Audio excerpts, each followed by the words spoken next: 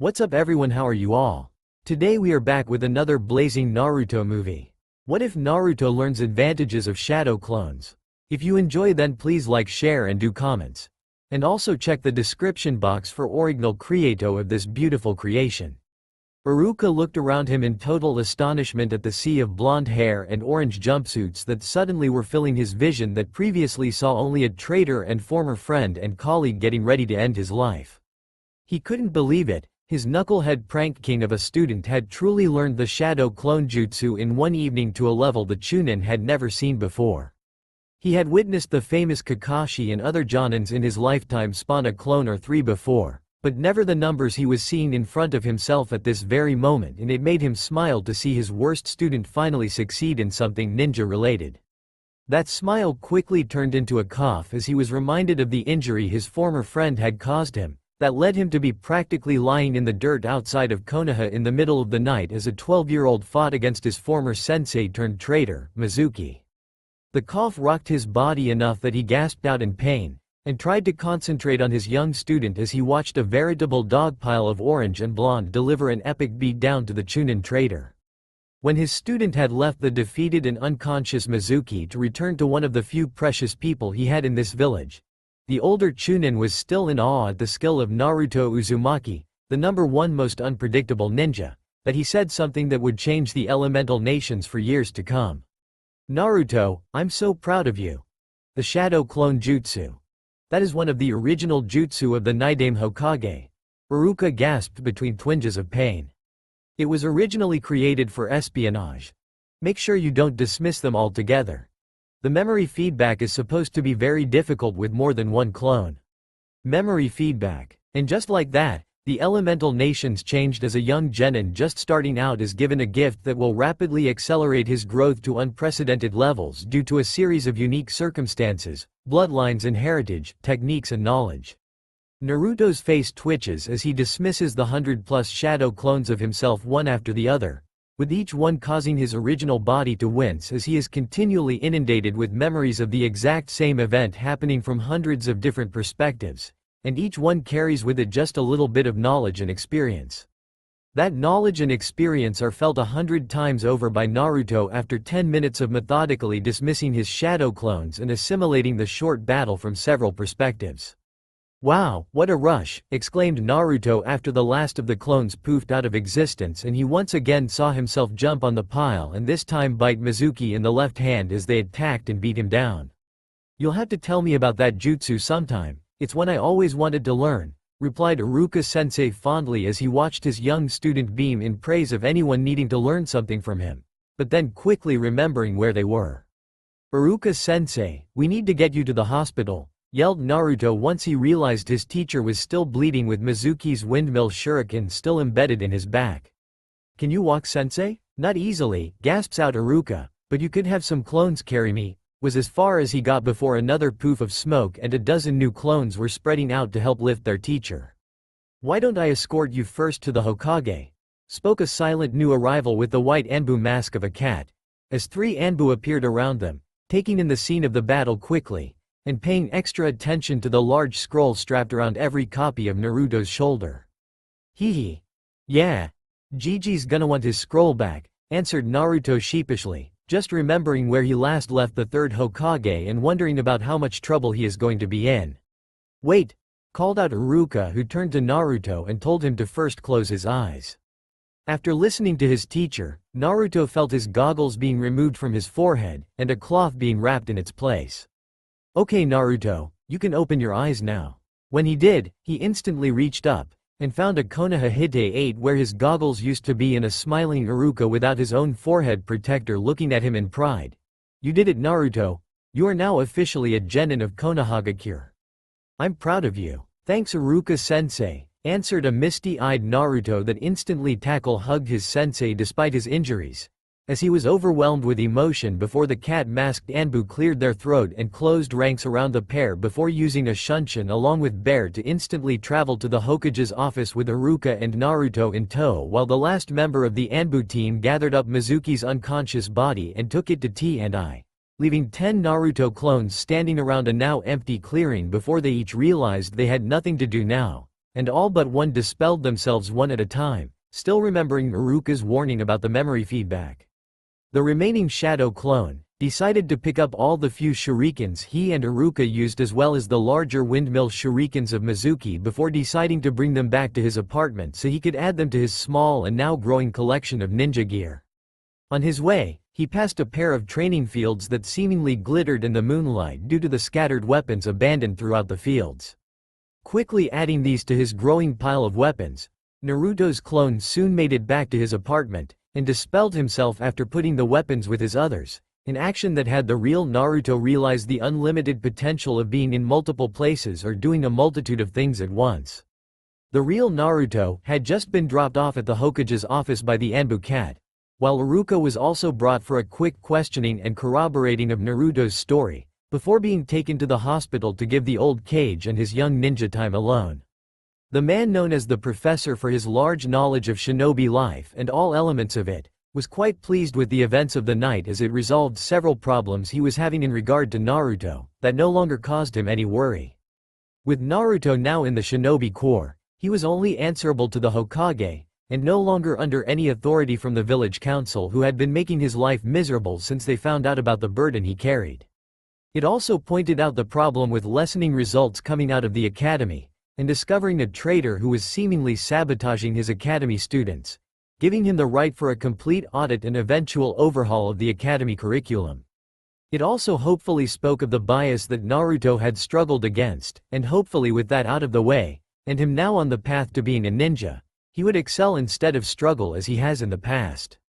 Plus, with Naruto now passing with the class of clan heirs, he can include him in the team assignments, and finally get Naruto some of the help he was hoping to give him as well as reward the Jonin sensei who has asked after his own sensei's son ever since learning of him. A surefire way to both give Kakashi the student he has been asking for, as well as the last Uchiha that the council has demanded, and making it so nobody would have any say in Naruto's development since it would also then affect Sasuke's. The old Cage was very pleased with how things turned out, even if he went through a severe panic when first learning of Naruto's theft of the Forbidden Scroll. All had seemingly worked out. "Do you have questions for me, Naruto?" asked the old Cage after watching his youngest and newest ninja squirm in the seat he was brought to, as he seemingly struggled to get out what he wanted to say. "Were you ever going to tell me about the Kyuubi?" asked Naruto, somewhat grumbling and pouty, as he stared at the old leader of his village he always looked up to and admired as a great ninja and more importantly friend, but who he now wondered about his motives and reasons. Or why you only friends with me because of it? "I am sorry, Naruto, I was always planning to tell you when you were older," started Hiruzen Sarutobi, looking every one of his 60+ years, as he tried to convince the young boy he cared for so much. "And I would like to think you would still be my favorite even if the Kyuubi didn't exist," he finished with a warm smile directed at Naruto, that did a lot to convince the young genin that his Gigi still cared for him a great deal. "Thanks Gigi," answered the young Naruto, who then winced slightly as his last clone just finished dispelling himself and providing Naruto with the last hour of looting training fields for weapons and his own conclusions about being able to do multiple things at once. "I don't suppose you know something that could help me with my new clones?" Contemplated the Hokage, as he thought over what he witnessed from Iruka's explanation, and decided he could help his young ninja out quite a bit by expanding on what the Shadow Clone Jutsu is really capable of. "You know what, Naruto? I think I can help you."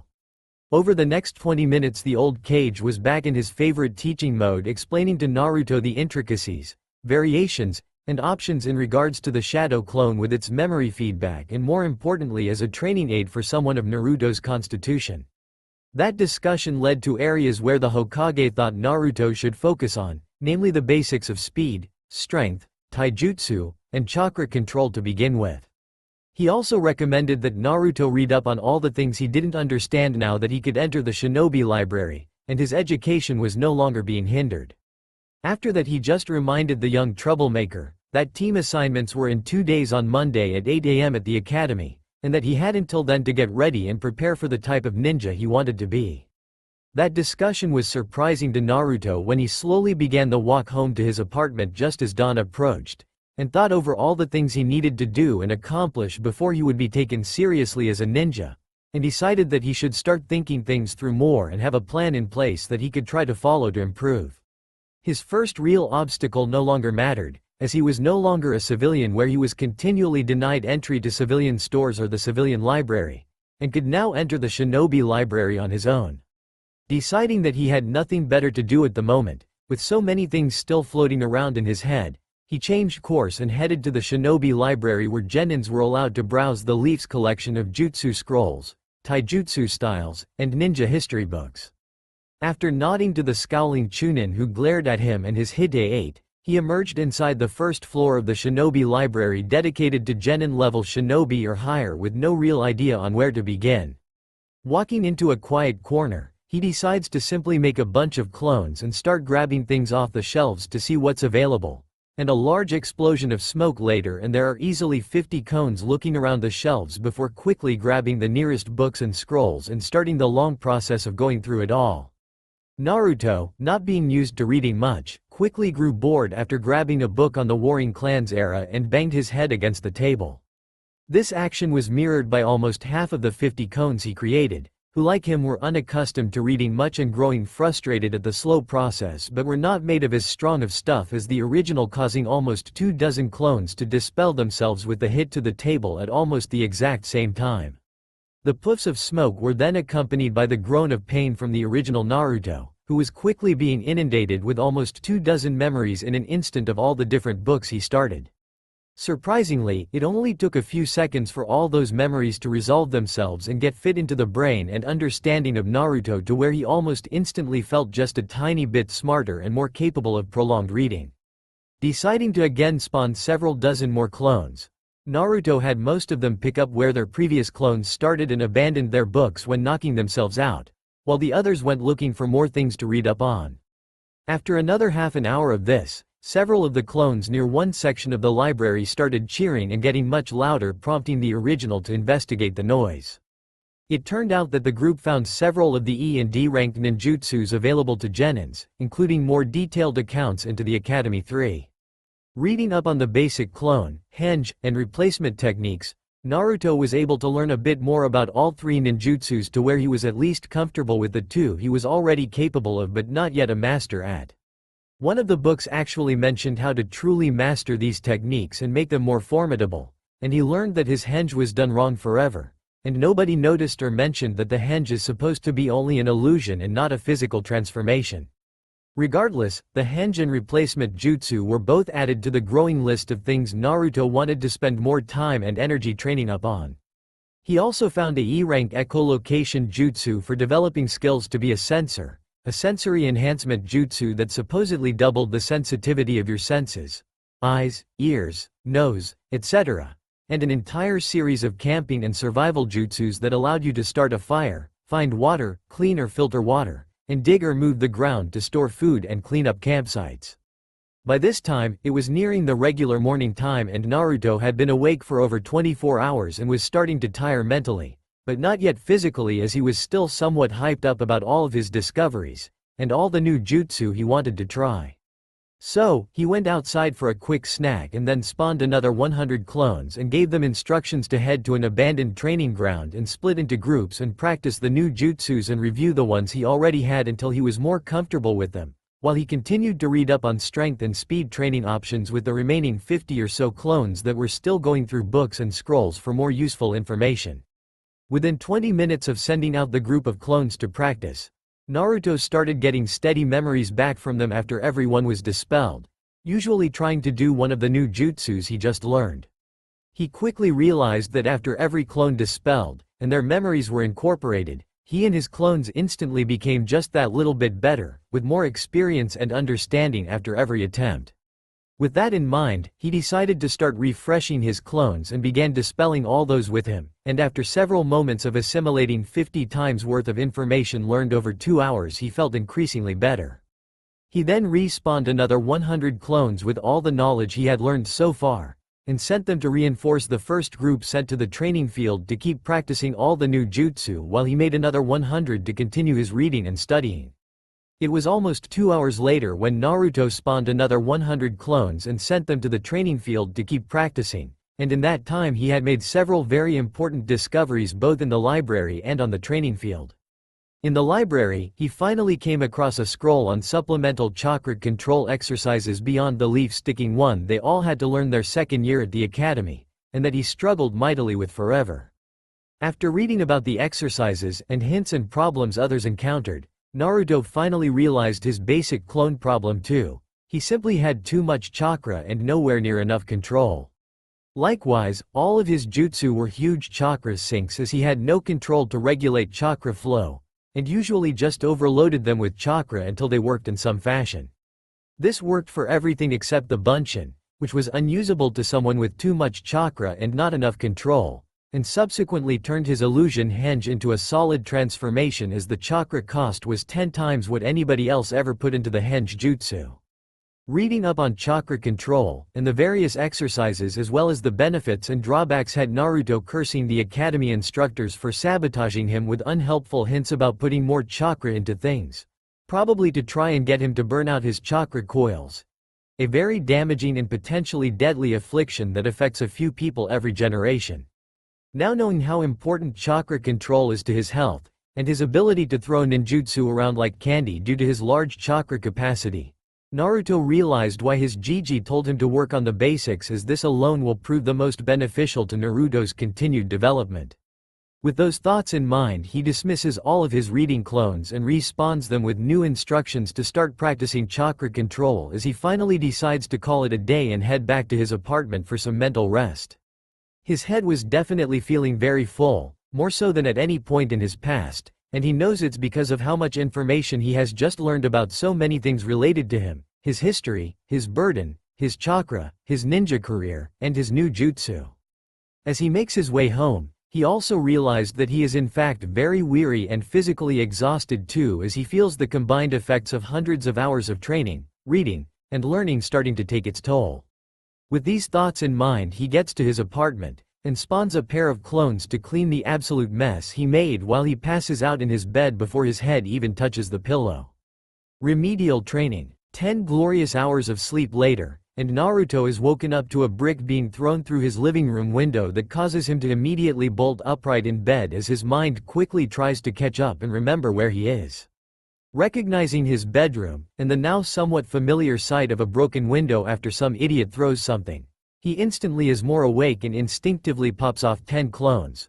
One to clean up the mess while the others scout and try to find and apprehend the suspect.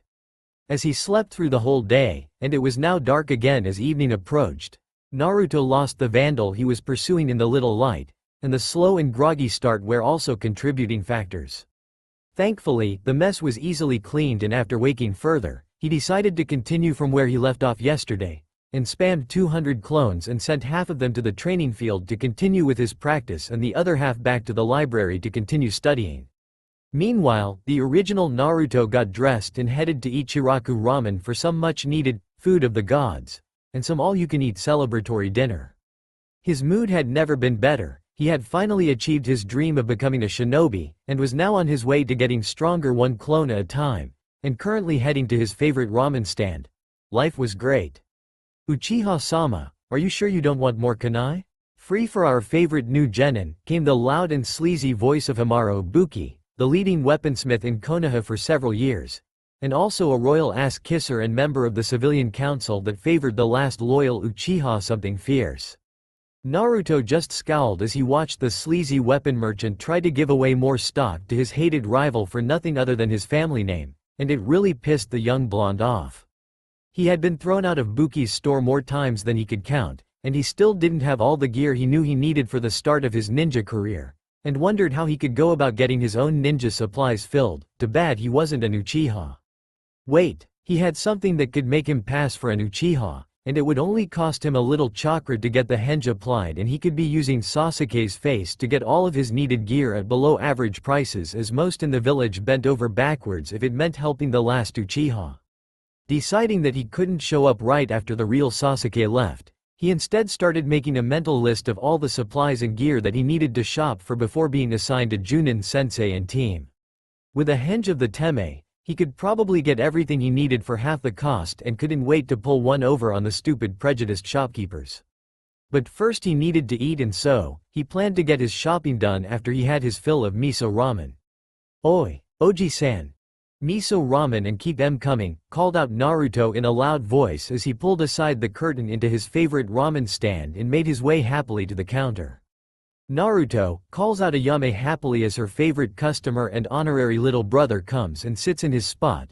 A smile larger than she can ever remember seeing on his face makes her own lips curl. "Where have you been for the past few days? Dad! Get out here. Naruto's here." Despite all the recent changes in such a short amount of time and everything he has learned in the last few days, Naruto was still very much the same loud obnoxious bragger and couldn't stop himself from grabbing and showing off his Hite 8 and his megawatt smile. Ayame eyes widened at seeing the symbol of their village on Naruto, and couldn't be happier or prouder of her little brother and smiled back congratulating him when her father finally stuck his head through the kitchen curtain. "I like the new accessory, Naruto. The symbol of the leaf looks good on you," came Tuchi Ichiraku's happily worded praise before ducking back into the kitchen and then emerging again a moment later with a steaming bowl of miso ramen for his favorite customer, who had reason to celebrate it seemed. "Datbeo," exclaimed Naruto with enthusiasm as his eyes followed the approaching bowl of heavenly goodness and his smile never wavered, "and thanks old man." Naruto paused barely enough to say thanks and break apart his chopsticks before attacking the bowl of miso ramen with gusto, as he finished in moments, and over the next half hour put away a dozen bowls of his favorite food with no end in sight. After the first 2 bowls, he was able to slow down enough to talk to Ayame and old man Tucci between kitchen runs for more food, and tell them all about failing the exam and ending up being tricked by the traitor Mizuki to steal the forbidden scroll. He didn't go into too many actual details but was able to give the pair a good picture of basically what happened and what he has been doing since. The Ichiraku family couldn't be prouder or happier for their young friend, whose dream of becoming a ninja and eventually Hokage was very well known. They knew how he was treated by most in the village, and knew all the difficulties he constantly had to overcome and deal with, and had always felt for the spirited boy. Seeing him happy, and seemingly turning his life around for the better, had them both overjoyed and also a little worried for their emotional friend as they knew the dangers of the ninja life despite being civilians. "Just make sure you train hard, and always be careful. We wouldn't want anything to happen to our favorite customer," pleaded Ayame as she watched the younger boy demolish his 15th bowl of ramen and finally seemed to slow down. "Datbeo, Ayame ne-chan," responded an excited 12-year-old to his favorite people in the village outside of Jiji and Iruka-sensei. Once he was finally finished eating, he paid a tidy sum to the 2 Ichirakus for all of his food, and then decided on his plan to get supplies cheap by hanging into Sasuke. He had 3 stops to make to get all the supplies he had slowly been thinking about, and decided to make Buki's weapon shop the last one. With that in mind, he headed towards the heart of the merchant district where his first stop was, Higurashi Outfitters. Higurashi's is where you go to get the very best of custom and overly specialized weapons, and not necessarily the shopping place for fresh out of the academy genin. But they sold one thing that Naruto had seen mentioned several times in all of his recent reading, and that was storage scrolls and fuinjutsu supplies. The art of sealing instantly caught Naruto's attention while doing all of his research, as his life was defined by the seal for the kyubi, and storage scrolls were just about the coolest and most helpful things to use. So, before ducking into the store, Naruto hanged to look like Sasuke Uchiha and entered the large high-end weapon shop with his head held high and an arrogant sneer on his face that he thought resembled the Teme pretty well. It didn't take him long to find the corner of the store dedicated to fuinjutsu, and he quickly picked up all 3 books they had for sale, as well as 6 storage scrolls, and a small starter fuinjutsu kit that had a small amount of usable paper, ink, and brushes to create your own seals. Taking it to the counter, the middle-aged man there scowled down at Sasuke, which surprised Naruto as he thought everyone loved the last Uchiha, before demanding the full price of 20,000 yen and taking a sizable dent out of Naruto's available funds. Luckily, the owner Itoi Higurashi showed him how to load everything he purchased into one of the storage scrolls and sent him on his way. The next stop was just 2 stalls down, and was one of the better clothing shops for the more standard ninja gear.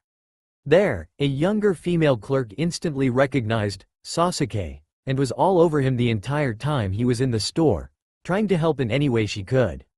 Claiming that he was only buying training clothes, and didn't want the Uchiha fan on anything was a little more difficult than he thought it would be. But eventually he just got the civilian girl and former academy dropout to do him this little favor, with anime hearts in her eyes. On the plus side, he got 10 standard black pairs of pants and shirts, as well as 3 pairs of black sandals, 3 sets of arm and leg guards, 5 shuriken and or kunai pouches, and a few other basic necessities that caught his eye, including a beginner set of training weights.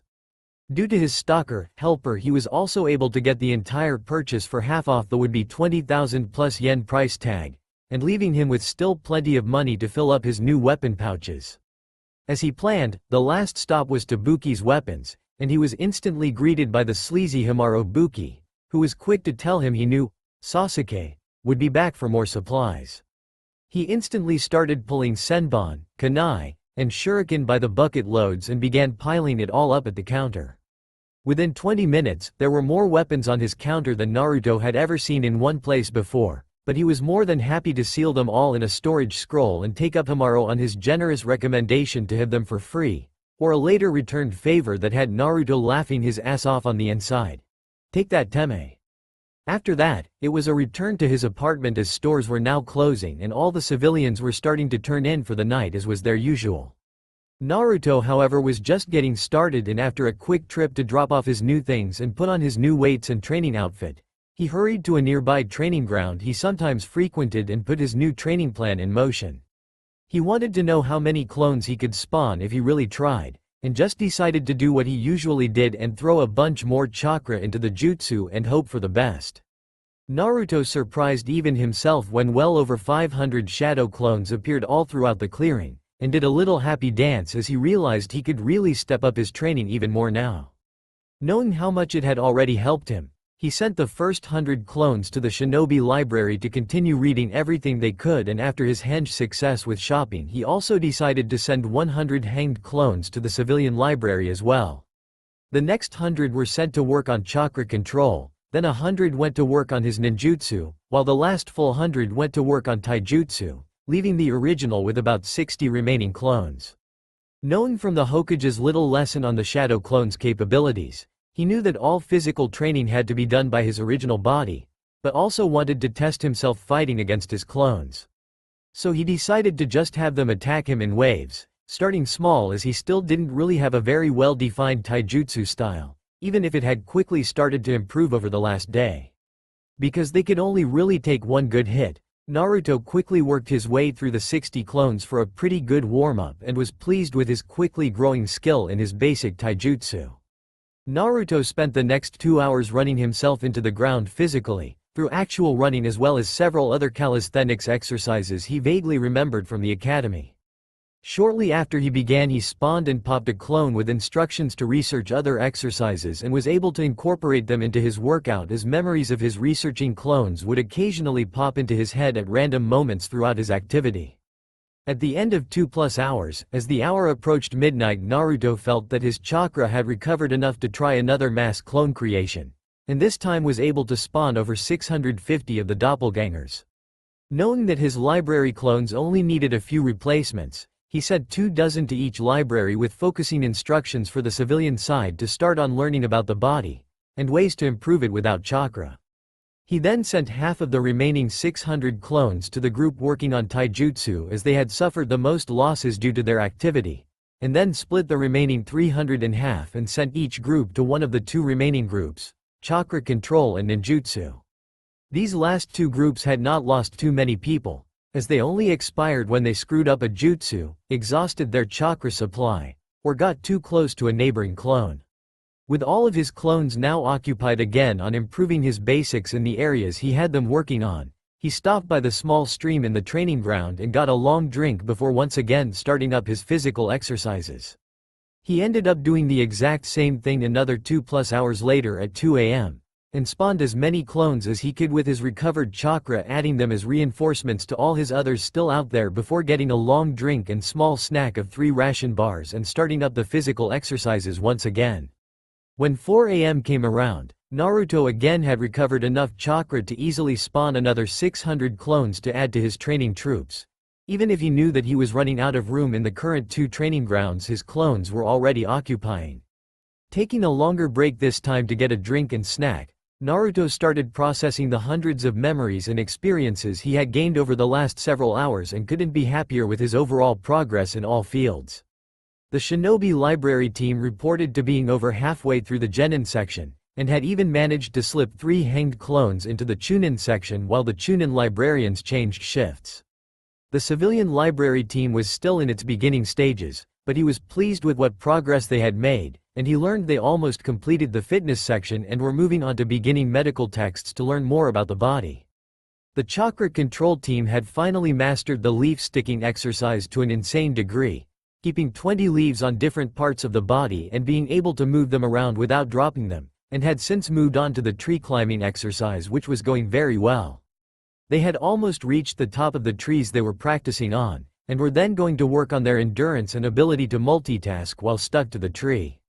The book mentioned being able to fight or train while stuck to the tree for over an hour, as the ultimate test of this skill's mastery, and Naruto was planning to master each of these skills before moving on to the next chakra control exercise on the list, water walking. The taijutsu team was moving along relatively well, but without a specific style or proper instruction. He was kind of stuck as an unpredictable brawler, just practicing the few limited moves he knew to exhaustion. His moves were getting increasingly better, but they still lacked the cohesiveness of a true style or the fluidity of a master of the art. He was hoping his Junin instructor would be able to help him pick out and practice a taijutsu style that was more tailored to him so he could really improve in that area too. The ninjutsu team was probably the most behind and uncoordinated, as there were now a half-dozen skills and jutsus that they were trying to learn and master simultaneously. The first jutsu he had really tried to master was the kawarimi or replacement technique, and he reasoned that it was probably best to learn to dodge and stay alive first before moving on to others. Likewise, after that first day, his replacement was practically flawless now, and he only needed to keep working on his speed with the technique as he continued to dedicate several clones to continually improving it, as well as his hand signs. With the help and increase in his chakra control, by the end of that second day he was able to get the standard henge illusion, and not just his overpowered true transformation, but still couldn't produce a viable Bunshin clone, although he was getting closer. The survival skill jutsus were all coming along really well, as he was able to start fires, find and filter water, move earth for fire pits, latrines, and the cleanup of campsites and food preservation. He was also now working on some of the tracking and hunting skills he read about in the hopes of surviving out of the village while on missions, and couldn't be happier to find a way to not always have to eat ration bars. The only problem the ninjutsu team was having was related to the 2 sensory jutsus Naruto picked up, the echolocation 1 and the enhancement 1. He didn't understand the concept of echolocation, and it made it really difficult for the young genin to do anything more than expelling chakra into his surroundings with no understanding of any feelings he was picking up. The enhancement 1 he was capable of pulling off, but it left his head spinning, his eyes stinging, his nose burning, his ears ringing, and in no condition to do anything other than want to curl up in the dark and quiet. Finished with his break, he was just getting up to start another round of physical exercises when he saw just at the border of his training ground a pair of green blurs, and heard the unusual sounds of 2 men screaming about their flames of youth as they raced past. Amazed at their speed and dedication, as it was just 4 a.m., he shook his head and with a more determined look on his face jumped right back into his physical exercise. He was pleased to discover too, that his speed had almost caught back up to normal even with the first level of weights on, and knew he would be turning them up a level soon. At the next 2+ hour interval, it was nearing 7 a.m. and the village was truly starting to wake up and come alive, and Naruto was slowly becoming more weary and tired both mentally and physically. So this time, after spawning another 600+ clones and sending them off to reinforce their brethren, the real Naruto headed towards Ichiraku's ramen to partake in some breakfast of the gods, and a well-earned break. It was somewhat amusing to see Tucci and Ayame again so soon, since he had just had dinner there several hours and several hundred clones earlier. "Back again, Naruto?" asked Ayame as she saw him approach their stand while cleaning up the counter and finishing the last few tasks before opening. "You bet. I'm starved," responded the young blonde tiredly as he seemingly dragged himself to his usual seat. "Can you get me at least 5 miso ramens to start?" Sure Naruto," replied Ayame as she looked at her young friend with concern, as she rarely saw him that tired or worn out. "Are you alright?" Yeah, responded Naruto with a little chuckle to himself, just training a lot. Oh, well, that's good, came Ayame's reply, before calling into the kitchen to her dad for Naruto's order, before continuing around their little restaurant and preparing everything to open, while peppering the young blonde with questions about his training schedule as he obviously wasn't keeping normal hours. Naruto told her a little bit about the shadow clone, and the memory transfer, and then what all was going into his training and why the schedule was so wonky until team assignments tomorrow morning on Monday. His plan was to continue training through today until he dropped hopefully this evening, and then sleep it all off and be ready and refreshed Monday morning. He didn't know what to expect from team assignments, but had read enough to learn that every Genin team consisted of 3 Genin and 1 Junin sensei at least until Chunin exams, where promotions usually broke up the Genin teams. Naruto was somewhat worried about the makeup of his future team, as there were not a lot of people in his class or any of the others that he liked and got along with. What if he got paired with someone who hated him and wouldn't work with him, or with some losers that are likely to get themselves killed the first time they face any opposition? Not to mention, his Junin sensei might not be a good teacher, or hate him or the Kyuubi and hold it against him, or any other scenarios he was dreaming of and possibly dreading. Well, there wasn't much Naruto could do about worrying over something that hasn't happened yet, or plan for all possibilities, so he instead just tried to keep an open mind and promised to work hard. He wouldn't stop training, that was for sure, and as long as he was doing that, he felt that he was improving and working towards his goal of being a kick-ass ninja and Hokage. Finishing up his 7 bowls of ramen, he thanked Ayame and Tucci before returning to the training ground he had been using and jumping right back into his physical exercise. Needing another bigger food break around lunchtime, after another longer exercise circuit and spawning of 600+ clones, Naruto decided to try somewhere different, as his reading on nutrition showed that his diet was severely lacking in a lot of the essentials he needed for growth. Needing to incorporate more protein and vegetables, he ended up going to a nearby barbecue restaurant that Choji and Shikamaru from his class often frequented, and he at least knew of. Deciding to play it safe, he hanged into a nondescript person before entering the restaurant and being led to a counter with a small grill in front of him. He started ordering everything to see what he liked the most. After a large meal where he tried several different types of meat and vegetables, and discovered that they weren't all horrible, Naruto was pleased with ordering seconds of his favorites and really enjoying them. That afternoon, Naruto first upped his training weights to the 2nd setting before attacking his physical exercise once again and pushing himself to always go faster and longer in order to improve. Around 3 in the afternoon, Naruto's chakra was recharged enough to spam another 700 clones that he quickly put to work reinforcing others and also setting a group aside to just work on hand seals. By that evening, when he practically collapsed onto his stool at Ichiraku's counter, Naruto was beyond fried mentally and physically and not really looking forward to assimilating all the remaining clones' memories and experiences. But first, he needed some serious food and asked his favorite father and daughter pair if they could make him a loaded miso ramen with additional vegetables so he could try and get a more balanced diet. They agreed to make him his own batch under 2 conditions, the first of which was they had creative control over the ramen still and could add things they felt were important that he might not know about. The second was that he had to pay for and eat at least 10 bowls anytime they made him his own batch, otherwise they would be losing money. The 10-minute wait for a new batch to get cooking was pretty difficult for the overly hungry young genin surrounded by the smell of his favorite food, but he was able to remain seated and patient as he mentally reviewed anything else he needed to accomplish before team assignments. When he finally was delivered a large bowl of steaming ramen, he almost cried out in thanks due to his massive hunger and then in praise at the wonderful creation of the gods after his first taste. Easily plowing through over 10 bowls, Naruto ended up eating the entire batch of his new Naruto special ramen and happily paid the Ichirakus and promised to return for more. Naruto then decided to head back to his apartment now that evening was approaching. His bone-weary tiredness was starting to affect him and he knew he needed some serious sleep to recover from the almost 22-hour training day he just finished. Getting back to his place, he quickly got ready for bed and laid down on his lumpy old mattress before beginning the long process of dispelling all of his remaining clones scattered throughout the village. The amount of knowledge and experience that was coming in from his clones was almost overwhelming, and he realized that some of the clones had survived almost 20 hours. And with the numbers he kept sending out, there was a staggering amount of returning data. Even with the excessive tiredness from the night before, Naruto still only needed 8 hours of sleep before he woke up fully refreshed and ready for another great day filled with team assignments and hopefully more training.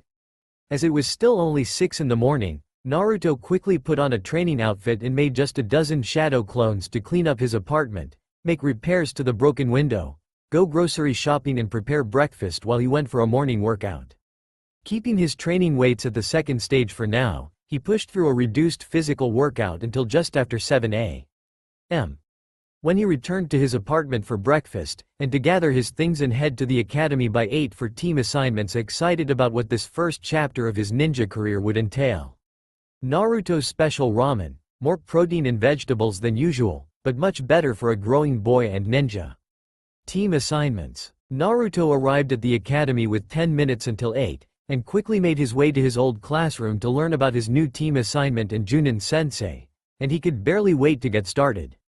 Arriving at the classroom before Iruka-sensei, Naruto simply walked in and headed to one of the back rows to just sit down and wait. He recognized most of the students already in the room as his fellow classmates, and there were growing mumbles from them all as he found and took his seat until someone had to say something. "What are you doing here, Naruto? This is only for those who passed," scolded Kiba as he stood from his seat and turned to glare at the shorter blonde, while a few others grumbled in agreement, and even Shikamaru lifted his head off his desk for a moment to look at Naruto and then listen to his answer. "Those ninja observation skills are top-notch, Kiba," responded Naruto with a slight glare to the feral bully who often tried to ridicule or pick on Naruto, while patronizingly tapping his Hite-8 and otherwise ignoring the fanged boy with his canine companion on his head. "How do you get one of those? They're only for those who passed the exam. We all saw you fail. Who'd you steal it from?" argued back Kiba aggressively after several snickers were heard after Naruto's last comment, not liking to be shown up especially by the class dobi as he started walking towards Naruto threateningly. "Iruka-sensei gave it to me after I passed," responded Naruto with a flat emotionless voice, which should have tipped everyone off that something was very different with the blonde, and to stop antagonizing him, but Kiba was never known for his restraint or common sense. "Bullshit," yelled Kiba as he finally reached Naruto's spot and made to reach for the Hite-8 on the blonde's head, without paying any attention to the blonde himself.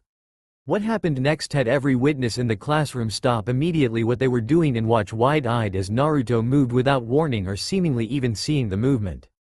He easily avoided the outreached arm of Kiba by sliding underneath it and coming up behind the feral Inuzuka, grabbing his outreached arm at the wrist and quickly twisting it behind his back and forcing the older boy to bend over the desk he just vacated or risk having said arm snapped by the smaller blonde.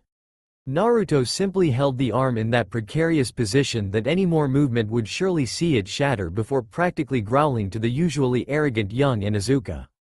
"This is the only warning you will get, Kiba. Leave me alone. I am done taking yours or anyone else's crap," replied Naruto in a flat voice that still carried with it a great deal of barely controlled anger.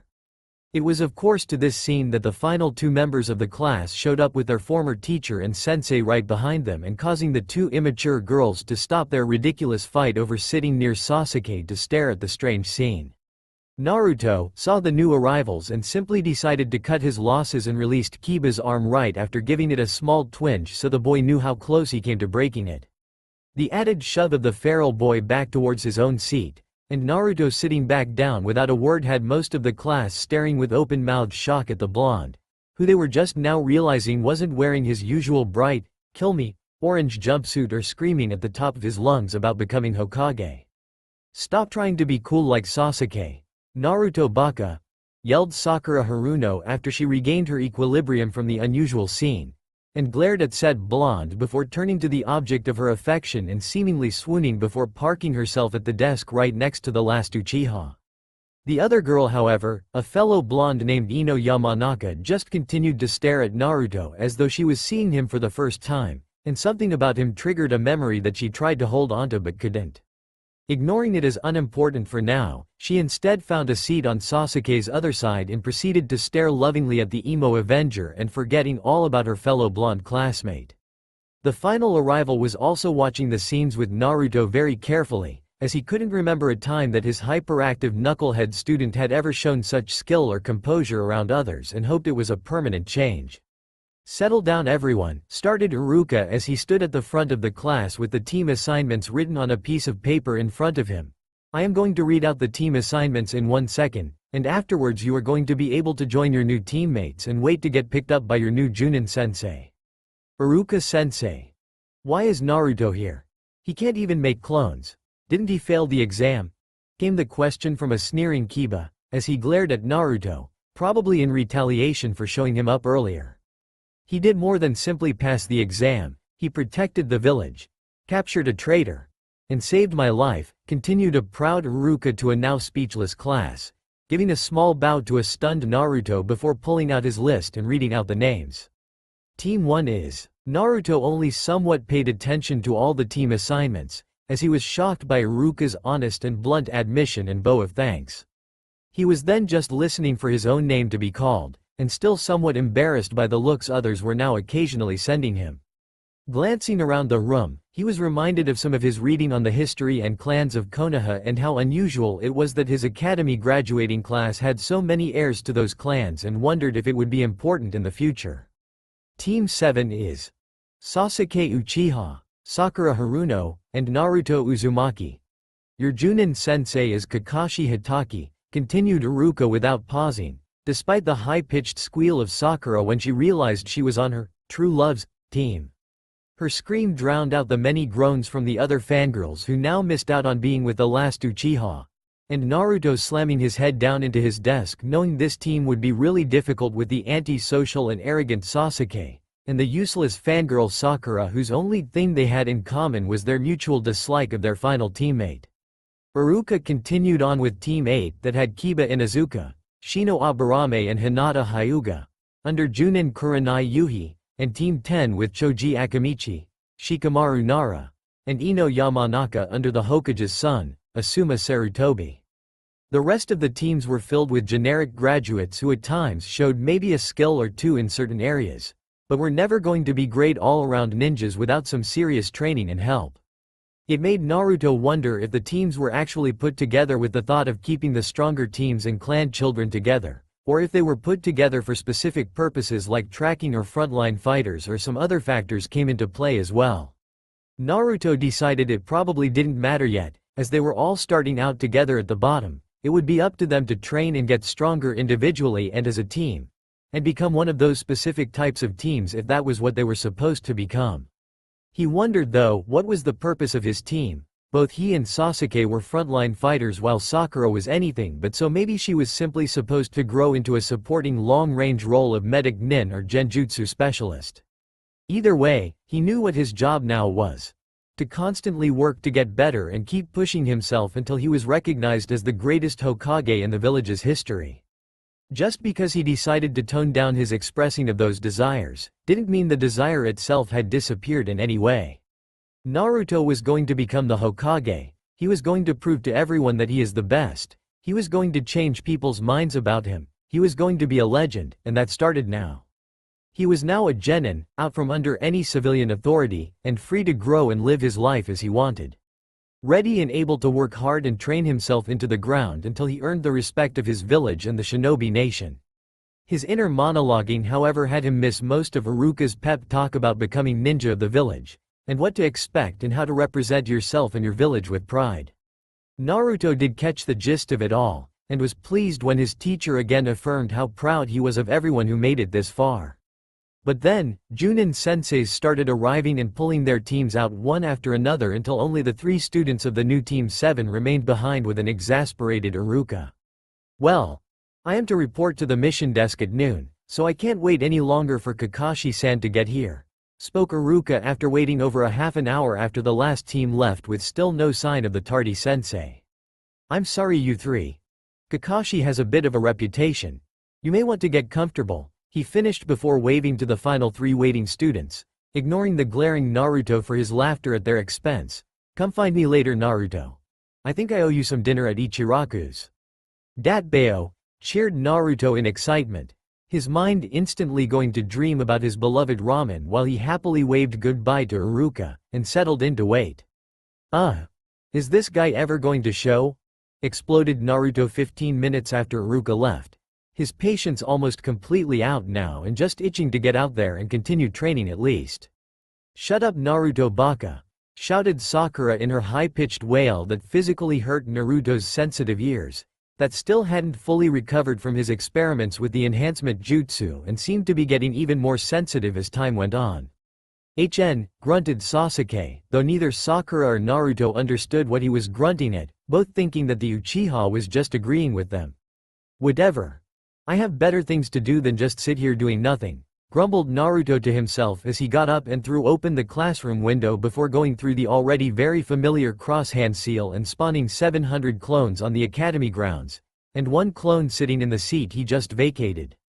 Jumping out the window moments later to his lone clone in the classroom's shout of, "Traitor!" he quickly led his clones around the building and over to the academy training ground and obstacle course. He then started his physical exercises as he had his clones run through their own chakra-controlled training in the surrounding trees, tired of waiting around doing nothing while he waited for his new sensei to arrive. He got in a good hour of training before he was alerted to the arrival of his sensei by the classroom clone dispelling, and learning of the 5-minute window he gave them to meet him on the roof. Naruto took off like a shot as soon as the memory was processed and using his almost perfected tree climbing technique, ran straight up the outside of the academy building until he reached the roof seconds before either of his teammates came through the door at the other end of the roof. Seeing the gravity-defying silver hair of the man claiming to be his new sensei Kakashi Hitaki was impressive, and watching said ninja as he sat on the edge of the roof reading an orange book, Naruto was impressed with the man's physique. He was tall and muscular, though not too bulky, and despite carrying himself as a lazy ass, Naruto could see his single eye not covered by his slanted hite taking in everything around him. "So it's true. That was a shadow clone in the classroom," spoke the tall veteran ninja as he looked at the blonde ninja standing in front of him in surprise. He was a lot less orange and loud than he remembered from both personal observation and reading his file and records, and was really starting to look like someone Kakashi loved as a father figure and sensei. Yeah, mumbled Naruto somewhat self-consciously, not sure if he was already in trouble with his new sensei for the perceived prank. Even if that wasn't his intention, his reputation would demand it. "Sorry, I just didn't know how long we were going to have to wait." "So instead of staying with your teammates to meet your new sensei, you would rather train by yourself?" asked the older ninja with a bit of hardening in his lone visible eye. That let Naruto know that his answer here would be very important to his continued relationship with the silver-haired Junin. "Well, I didn't want to train by myself, but I know Sasuke would never lower himself to listen to me or train with me on his own. And Sakura could care less about training altogether unless Sasuke was involved. You weren't there yet, and I was getting antsy and needed to let off some energy before I did something stupid," responded Naruto, slowly at first as he carefully chose his words, but getting quicker as he became more comfortable laying out everything he could think of. "I left a clone that would alert me the moment you arrived, and didn't leave the academy grounds so I would be close by." Well reasoned, began Kakashi slowly, "but I am not sure how I like my cute little genins not wanting to train together or listen to one another. Doesn't sound like a very good team. In the future you should also ask before assuming that your teammates wouldn't want to train with you." Grunted Sasuke, though nobody knew what exactly he was grunting about as the three others on the roof all looked at him waiting for him to elaborate. They waited a while. "Okay," replied Kakashi after a minute of awkward silence, where they waited in vain for the last Uchiha to continue. "Let's try some introductions? You know, likes, dislikes, dreams, and goals for your ninja career. Could you show us how?" asked a timid Sakura, having a hard time trying to understand what was going on, and what their new sensei wanted or was getting at with his questions of Naruto, and the blonde's responses were rather cutting for the usually goofy and lovesick Naruto. "Sure," replied the silver-haired Junin with an eye smile that had all three genin looking at him in shock at how he does it. "My name is Kakashi Hitaki. I have a lot of likes and dislikes. My dreams are not for your young ears, and my goal is to—" "Never mind, not important." Sakura looked at her sensei in open-mouthed shock. They didn't learn a single thing about him other than his name, which they already knew before this. Turning to her two male teammates, she noticed that Naruto had a slight glare directed at their sensei, while Sasuke was so cool and seemingly ignoring everything around him. Sighing in happiness that she was now on his team, and was afforded the opportunity to watch her crush every day. She couldn't be happier and didn't want anything to ruin this, and that included Naruto Baka. Pinky, why don't you go first? Returned Kakashi with an eye smile at Sakura's frown and scowl at her nickname. I am Sakura Haruno, she started. I like. The starry-eyed stare and drool at the object of her affection left little to the imagination as to who she was referring. And I dislike Ino Pig and Naruto Baka. My dream is to. Again with the drooling stare at the last Uchiha. Accompanied by a giggle this time. And my goal is to start a family. Another drool-filled stare that had Kakashi raising his eyebrows in shock at the overly obsessed fangirl. You next, broody, replied Kakashi with a shake of his head to clear it of the insanity that was his only female genin.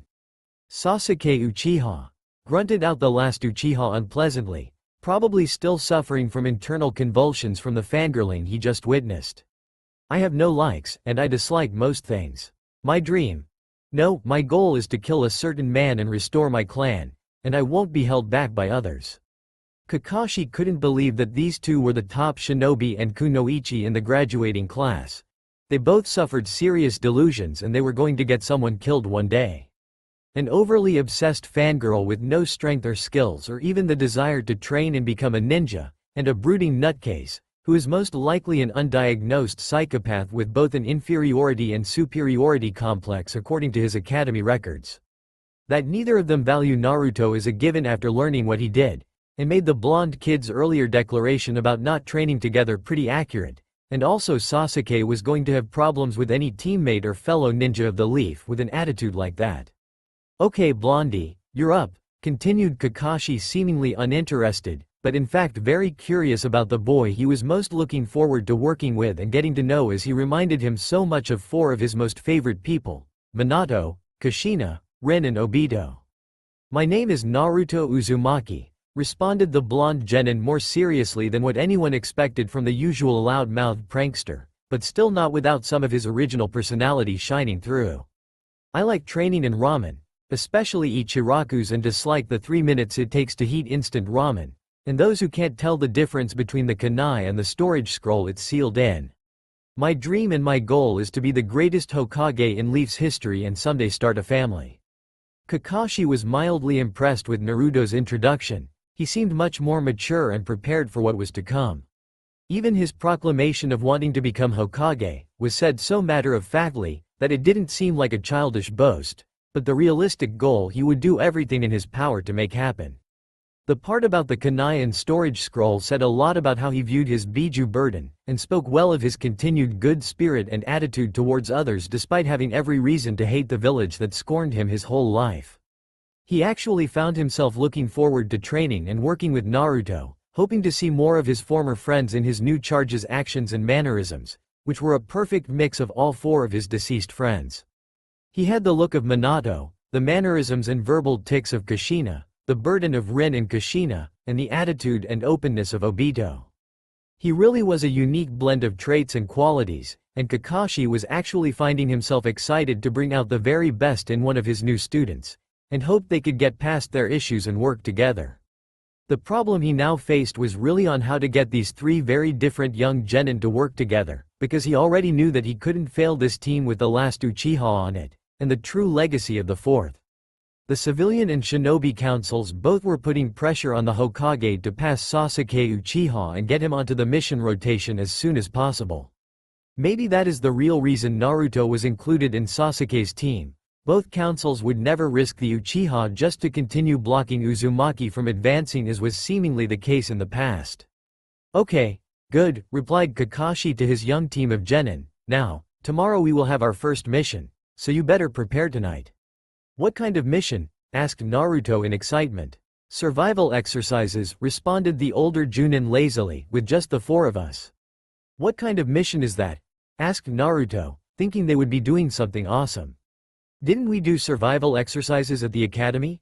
Added Sakura softly. Oh, these aren't like the academy survival exercises at all, answered Kakashi with a bit of an eye smile that did not seem nearly as friendly as any earlier ones he sent to his genin. Only 33% passing rate, and all the failures get sent back to the academy for another term. What? Shouted both Naruto and Sakura almost simultaneously, while Sasuke also looked on in surprise and a little uncertainty. "But we already graduated," continued Sakura. "What about the exams we just took to pass the academy?" "Those were just to weed out the hopeless cases," responded Kakashi with a bit of pleasure leaking through his voice as he crushed the three genins' hopes. "The ones that pass that test are just the ones who have the potential to become genin. I'm the one who gets to decide whether the three of you actually pass or fail. Be at Training Ground 7 by 5 a.m. tomorrow morning with all your gear and weapons. And don't eat breakfast unless you want to throw it up." With that, the Junin Kakashi disappeared with a shunshin in a poof of smoke that left leaves and three angry and/or worried potential genin behind. Sakura was terrified of another test, but hoped that her true love would win the day, and that her destiny to be with Sasuke would allow her to pass this test with ease. Sasuke was a bit worried about the test, only because it was another obstacle for him to get past on his bid to reach and surpass Itachi, and hoped his loser teammates didn't get in his way. Naruto was probably the only one of three with an idea of what was actually at stake. Having failed to become a genin now for 3 terms, he knew that he wasn't going back to the academy by any means. If that meant going all out and preparing for anything to ensure he passed, then his new sensei wouldn't know what hit him. He gave them all day and the night to prepare and even the training ground where the test would go down. Naruto decided that it was about time he used his prankster mentality and really tipped the scales in his favor and decided to head to the mentioned training ground early to get a feel for the terrain and start trapping the shit out of it in preparation. He also thought about what Kakashi did tell them, and realized that he was trying to set them up to fail by recommending they not eat and have any energy for the test, hoping they would handicap themselves from the start. The other part that stuck out to Naruto was the 5 a.m. start time, this being earlier than most ninja teams began their day, as most ninja did individual training in the morning before getting together with their teams. Naruto has been around the village enough at odd times to know that few missions started so early and less time sensitive, and wondered if his sensei was planning to be late as well again tomorrow, as that would fit into the misdirection he seemed to provide for the rest of the instructions. If he was wrong, it shouldn't be a big deal for Naruto, as he has only ever thrown up food when it was completely rotten or spoiled and never from just overeating or overtraining. So, with those thoughts in mind, he started planning out how much time he had left until the test started tomorrow morning, and how many clones he wanted to put on this assignment versus continuing his training. Spawning the well over 800 clones now, he split them in half, and had one half continue the training schedule he had been operating under for the past few days before sending the remaining 400 clones to Training Ground 7 to first scout and then trap the hell out of it while he went back to his physical exercises after upping the training weights to the 3rd setting. Naruto was able to get in almost 4 hours of speed and weight training, and had worked himself back to his normal speed, despite still having the training weights set to the 3rd setting. He thought about reducing the training weights so he could show off his greater speed, but thought it would probably be better to have that ace up his sleeve in case he needed something to tip the scales later, and wanted it to be a surprise the first time he went against Sasuke. Besides, getting his speed back to where it was in the academy with the training weights on, was quite the feat of only 3 days of hardcore clone training, as most took weeks to get past the 1st setting. Naruto was really starting to see how amazing and powerful his new shadow clone technique really was when he thought back to how far he progressed or grew in just these last 3 days versus the 3 previous terms of academy instruction. He also realized that he was actually helped greatly by the stupid fox sealed in him, as all his sore muscles were constantly being filled with Biju chakra and refreshed and repaired from the overworking. This constant repairing of torn and sore muscles actually made them grow back stronger and denser, and allowed for his body to recover from injuries and ridiculous levels of training much quicker than most, and was a real benefit to the training method he had developed. Realizing that it was nearing dinner time, he decided to spawn another round of 800+ clones to reinforce both the others he already had training on their own and those trapping Training Ground 7 in preparation for tomorrow's Genin test. With that taken care of, he headed towards the Hokage's tower and the mission desk, where Iruka said he was working this afternoon to take him up on his offer of free Ichiraku ramen. It was as he was nearing the mission desk that he encountered his first glimpse of one of the other passing Genin teams, as Kurenai Yuhi was leading her 3 young Genin outside after seemingly finishing their first mission of their career based on the proud looks of accomplishment they all wore. Hello Naruto-kun. whispered a shy Hinata Hyuga as she saw the young blonde boy she had crushed on for years in the academy, which had both Kiba and Shino come to stops as they watched the usually loud-mouthed Uzumaki approach them, both noticing the more confident and casual way he moved since the end of their academy days not too long ago, and for Kiba, remembering the way the other boy had stood up for himself and put him in his place. "Hi Hinata," greeted Naruto happily to the pale-eyed Hyuga heiress. "Yuhi-san, Shino." Dog breath, he continued with nods to each of the other members of Team 8, until his greeting to Kiba resulted in said feral boy growling angrily and getting right up into Naruto's face, completely forgetting the thought he just had to show greater restraint in front of this particular young ninja. "Any time." "Dead last," sneered back Kiba threateningly, causing both Hinata and Kurenai to gasp at the tone and insult, but Naruto to simply tilt his head and continued to glare at Kiba until the other boy turned his head away in supplication, as the memory of earlier this morning played on a loop in front of his eyes and realized he didn't want to get shown up again.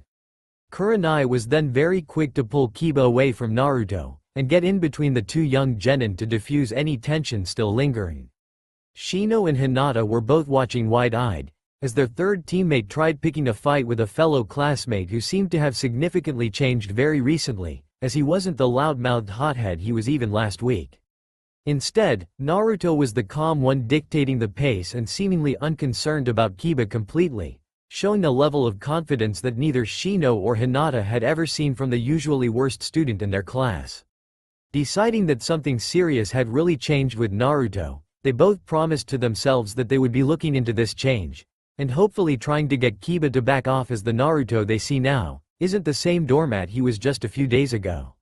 "Sorry Uzumaki-san," placated Kurenai after a moment of staring down her feral genin and getting him to back off completely and hang his head like a kicked puppy. "We are going to be working on Kiba's temper and attitude a lot over the next few weeks.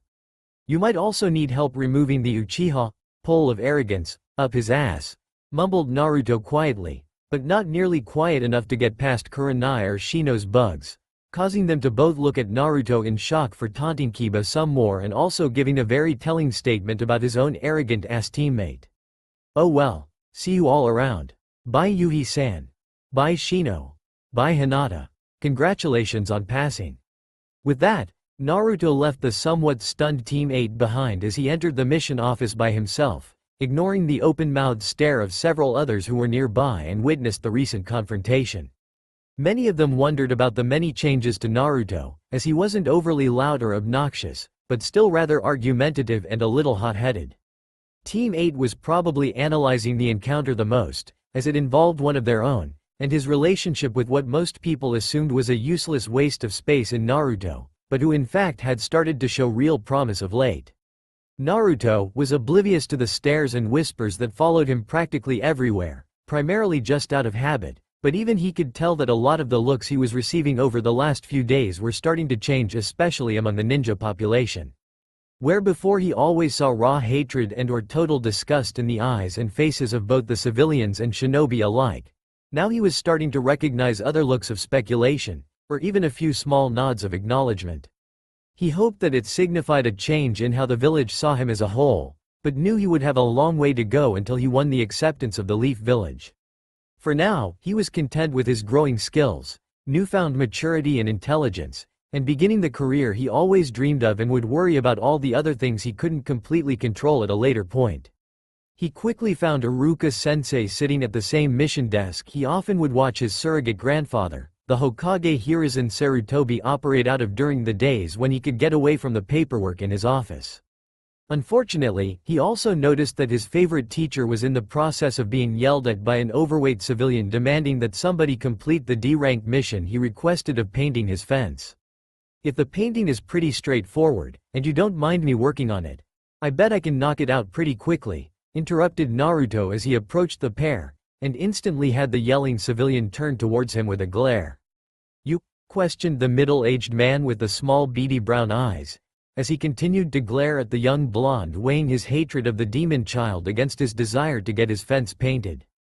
"If you can get it done before the sun rises tomorrow, I will allow it." "Great, just show my team where you need us," responded Naruto, who quickly formed a cross-hand seal and spawned 10 shadow clones, who were all lined up standing at attention, ready for orders. "Is that all right with you, Iruka-sensei?"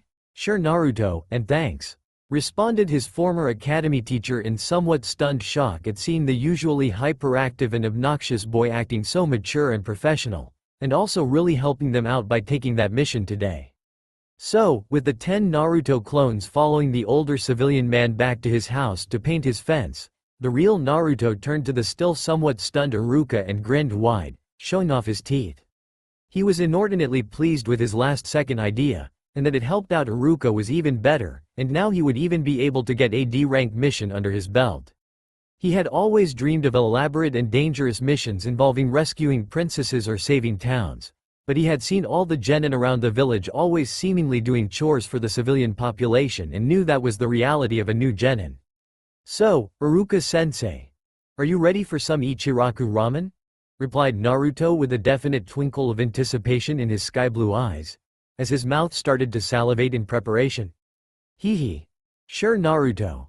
Just give me a second to fill out this mission log, sign it, and turn it in before I can leave," responded Iruka with an amused grin as he was again shaking his head in shock and exasperation at the antics of his young blonde friend, who really was the #1 most unpredictable ninja, especially when ramen was a possible reward. With the paperwork done, the unusual pair headed to Ichiraku's stand for a well-deserved dinner and chance for the two to catch up and chat about everything that has been happening in the last few days since the Mizuki incident.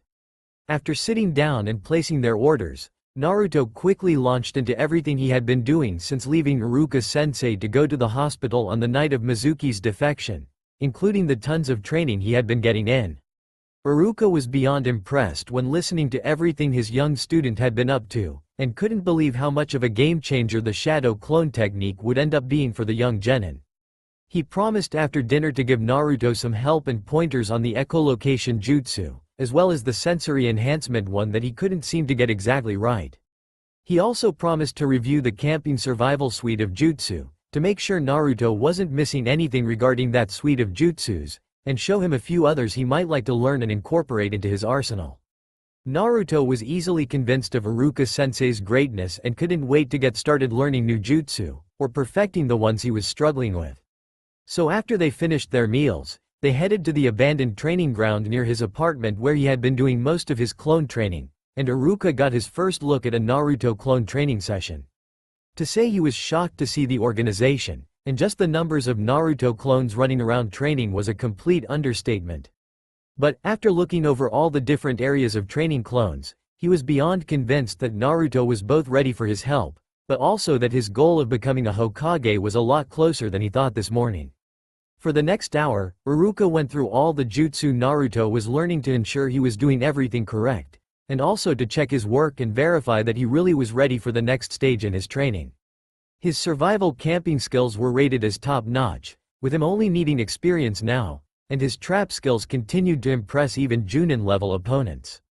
His Hanjin replacement were both superb, with his added physical transformation blowing Iruka's mind when Naruto demonstrated it for him, and also told him how he was using that transformation to get his shopping done much easier and cheaper.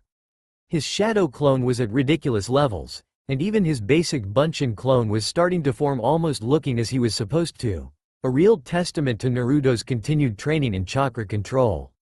That was also a real surprise for the academy teacher, as he watched his 3-day-old genin fight shadow clones among the treetops without a single slip or misstep, really showing how far his chakra control had come. The echolocation jutsu was next, and Naruto demonstrated it for Iruka, who was able to easily see where his student struggled and knew he could help. It was a familiar jutsu for the former Anbu dolphin, who used the echolocation jutsu himself to develop into one of the best non-Inuzuka trackers and sensors in Konoha, and the reason he was recruited into Anbu during his Chunin days. It also tipped Naruto off as to how his former teacher was always able to find him when few others ever could, and he insisted the older man show him everything he could about being a sensor. That led to the sensory enhancement jutsu, which Iruka was able to explain and work on with Naruto until he could successfully pull chakra into his ears, nose, and eyes to increase the sensitivity each organ had, which felt a little confusing and disorienting at first but got easier to understand the more he used it. Iruka was so proud of everything Naruto was capable of already performing, and what he was able to learn on the fly after just a few attempts to show and demonstrate all the parts did. Likewise, once they finished with everything Naruto already knew about or was at least working on, Iruka decided to show his young student a few others he thought might be helpful. The rope escape technique and the temporary paralysis techniques were E and D rank techniques respectively, and Naruto was able to quickly pick them both up enough to start really practicing them on his own later. He did however draw the line when Naruto asked about learning the body flicker technique or Shunshin, made famous by Susui Uchiha in the Third Great Shinobi War. He promised him that if he was still interested in a few weeks, that Iruka would gladly show him the very helpful technique and that maybe next time they got together they could spar some too. Despite having been in Anbu years earlier, Iruka had not practiced much over the last 5 years of working in the academy, and a lot of his skills had atrophied considerably and he could use the workout after only an hour trying to train with Naruto left him winded and needing a break. When the pair finally said their goodbyes outside of Naruto's apartment, it was nearing 9 p.m. and Naruto was turning in a little early to make sure he got plenty of rest before his Genin test with Kakashi tomorrow morning. Before going to sleep, he started dispelling all the clones he had setting up the traps in Training Ground 7, so he knew what to expect and where everything was, leaving several dozen to continue scouting the training ground all night to ensure nobody came in and messed with his preparations. Tomorrow he was taking down a Junin. Bell test. Naruto was woken at 4:30 a.m. by a pair of bored shadow clones lingering around Training Ground 7, who decided to have a small spar and dispelled each other simultaneously while providing the cringe of new memories that woke the young blonde. After groaning in frustration, he simply got up and put on his new clothes, his brain assimilating the two sets of memories he just got and his mood slowly improving as his anticipation for today started to leak through. Putting on one of his new sets of clothes, he marveled at how much better quality they were than anything he owned previously. Clearly being overcharged for goods wasn't the only thing the shopkeepers did to keep him miserable. The sturdy heavyweight black pants and overshirt would hold up to quite the beating, and the surprisingly soft mesh undershirt fit his torso comfortably and left him looking very different from what he had in the past in the bright orange jumpsuit.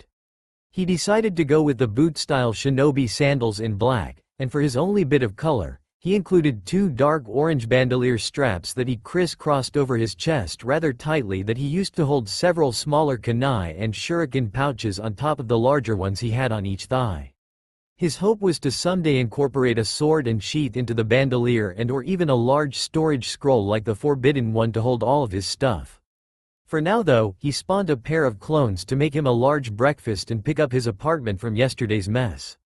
After learning at least a dozen different easy recipes for every meal, he was happily making a large omelette with a few vegetables mixed in that were almost completely overpowered by the egg, cheese, and sausage he added as well.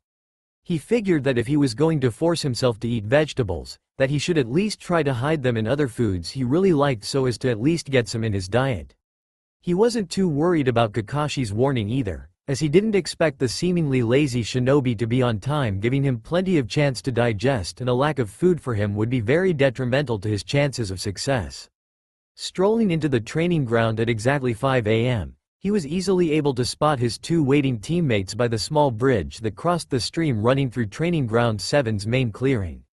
Sasuke was leaning against one end of the small wooden footbridge with his hands across his chest in his classic brooding pose, while Sakura was sitting by a nearby tree stump with stars in her eyes as she drooled over her dark-haired teammate in a very stalkerish way that creeped Naruto out, probably almost as much as it bothered Sasuke himself.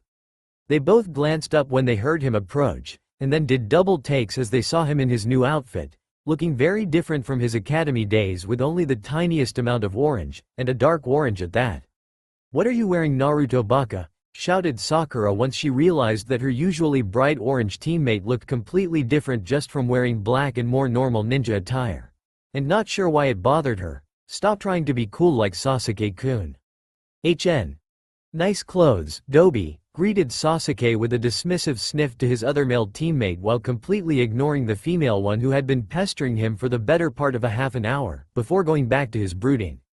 "Thanks Teme," replied Naruto calmly, and almost politely if not for the casual name calling that was pretty standard with the two, as he too decided to simply ignore his female teammate and look around the clearing to get his bearings on where everything he set up was.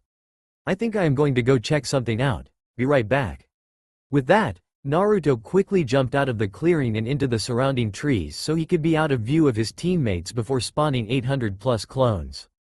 These clones had the express purpose of hiding among the numerous traps, keeping them all up and running or replacing ones that needed, and lending numbers in support of the original when the fighting finally came down. Several of the clones used the henge transformation jutsu to become small woodland creatures or pieces of debris to blend into their surroundings, and a few even turned into logs and pieces of branches for kawarimi material. The creatures set up a rather large network throughout the training ground that left almost every square inch of the place in the viewing range of at least 3 clones at all times, a necessity if he wanted to have any chance of pulling this off. Grabbing a protein bar in case Kakashi does arrive close to on time, he quickly eats it to restore some of the energy he used for his mass clones and then returns to the clearing with his teammates thinking of anything else that might help. Realizing that Kakashi's words from yesterday were in fact true, and that he didn't in any way plan to incorporate or include his teammates in his plan, he thought about how he could change that. "Look guys," started Naruto, once back in the clearing and facing Sasuke and Sakura to get their attention, "if this is really a survival exercise, Kakashi is most likely going to try to split us up. Knowing we are always more of a threat when together. I say, we team up and hit him hard and fast. It's going to be really hard. He is a Junin after all, but together we stand a much better chance."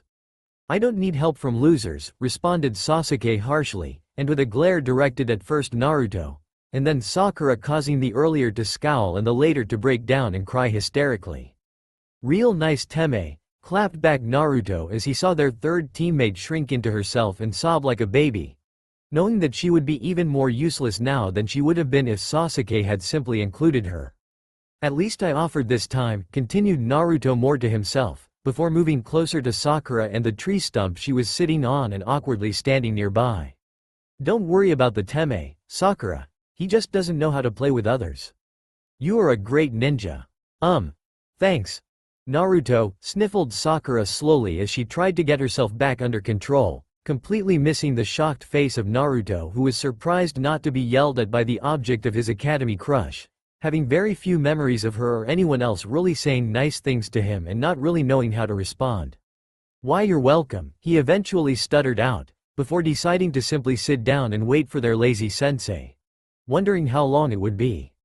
It only took about 10 minutes of silence before Naruto was again up on his feet and antsy about moving around doing something productive, but knowing he couldn't leave the training ground left him with few alternatives. Deciding that he had nothing else he could think of to do while sitting around that didn't require too much chakra, as he was trying to get his reserves back up after the massive shadow clone spawning, he remembered a scroll on meditating as both a chakra control exercise and a calming re-centering. Figuring he had nothing but time to lose, and he was losing that already by waiting on his sensei, Naruto closed his eyes and thought back to the instructions one of his clones read about internalizing your breathing and focus. "Yo," came the lazy greeting from Kakashi after he appeared in a swirl of leaves near the tree stump that Sakura was sitting upon, causing the 3 genin to react each in different ways. "You're late," shouted Sakura predictably, although to be fair, he was over 3 hours late. "HN," responded Sasuke, though nobody understood what that meant and continued ignoring him or drooling over how cool he is. "I'm awake," came Naruto's exclamation after being abruptly wrenched out of a deep meditative state that he managed to maintain for a very respectable 2 hours before being interrupted. "Sorry, I got lost on the road of life," answered Kakashi easily, and almost disinterestedly, before looking around the clearing and getting a slight feeling of something he couldn't quite put his finger on, causing his glances around to increase and the feeling of anticipation almost to build. "What kind of lame excuse is that?" shouted Sakura in near hysterics, at the same time as Naruto also responded. "Was it a fun road at least?" he asked, seemingly serious, and neither Kakashi or his 2 teammates could guess if he was joking for a long moment before he continued. "And are you on that road every day?" Yes," responded the one-eyed Junin slowly, wondering if Naruto was his new favorite for indulging his excuses or if Naruto was just discovering if he was always going to be late. "Cool," came the flat reply that left everybody somewhat confused and answered nothing for Kakashi, and for some reason didn't lessen the somewhat lingering feeling of anticipation that seemed to be growing. So, started Kakashi after several awkward moments of silence, as he looked back and forth at his three genin. Today's test is pretty simple. You have until noon to get one of the bells I have tied to my waist. But there are only 2 bells, screeched Sakura loudly. Yes, replied Kakashi with an eye smile, while cringing on the inside at the girl's volume level and seeming to need to have everything spelled out for her. Only 2 of you will pass, the other will be sent back to the academy for another term. And be tied to a tree over here while the rest of us eat lunch, he finished as he pulled out 3 bento boxes and placed them on the tree stump next to a small clock that had both Sakura and Sasuke's stomachs growling in hunger. Kakashi looked over all 3 potential genin, and was pleased to see the desire and hear the stomach pains of Sakura and Sasuke as they looked at the food with longing, while somewhat disappointed that Naruto wasn't displaying those same needs. In fact, Naruto didn't look upset, tired, hungry, or stressed at all. He seemingly was just waiting for him to start with a quiet confidence that Kakashi found cute for a genin that was going up against a junin that outclassed him in every way. Oh well, the kid would learn the hard way once the bell test began, chuckled Kakashi to himself quietly as he gave one more look around the clearing as the feeling of many others watching was still very strong, but he easily dismissed it. What did he need to worry about with a trio of fresh out of the academy genin? So, began Kakashi slowly with a one-eyed glare directed at Naruto, who met his look with an intense and ready look of his own. You ignored the rules again and ate breakfast, didn't you? You just said not to eat if we didn't want to throw it up, answered Naruto evenly, and maybe with a bit of sarcasm near the end. I have no intention of throwing up the breakfast I ate over 3 hours ago, sensei. Kakashi's glare intensified at the young blonde's remarks, because he both saw through his suggestion. He tried to word it as an order, and called him out on the order not having any effect when he was 3 hours late, and was well fed to boot. There was just something about the quiet confidence of Naruto that was unsettling to the veteran Junin. His expectations of the village Jinchuriki had been ridiculously shattered after just a day with the outdated and biased information he had been operating under. Now he was faced with what appeared to be a ready shinobi, with none of the arrogant bravado most new genin displayed, and that smile hinted at something he wasn't entirely sure he wanted to discover. Just remember, started Kakashi getting the 3 gains attention, and deciding to ignore the uneasy feeling he got every time he looked at Naruto. You better come at me with intent to kill if you want any chance at getting a bell. What? Screeched Sakura again, what if we hurt you? Haha, laughed the silver-haired Junin sensei patronizingly, you're genin.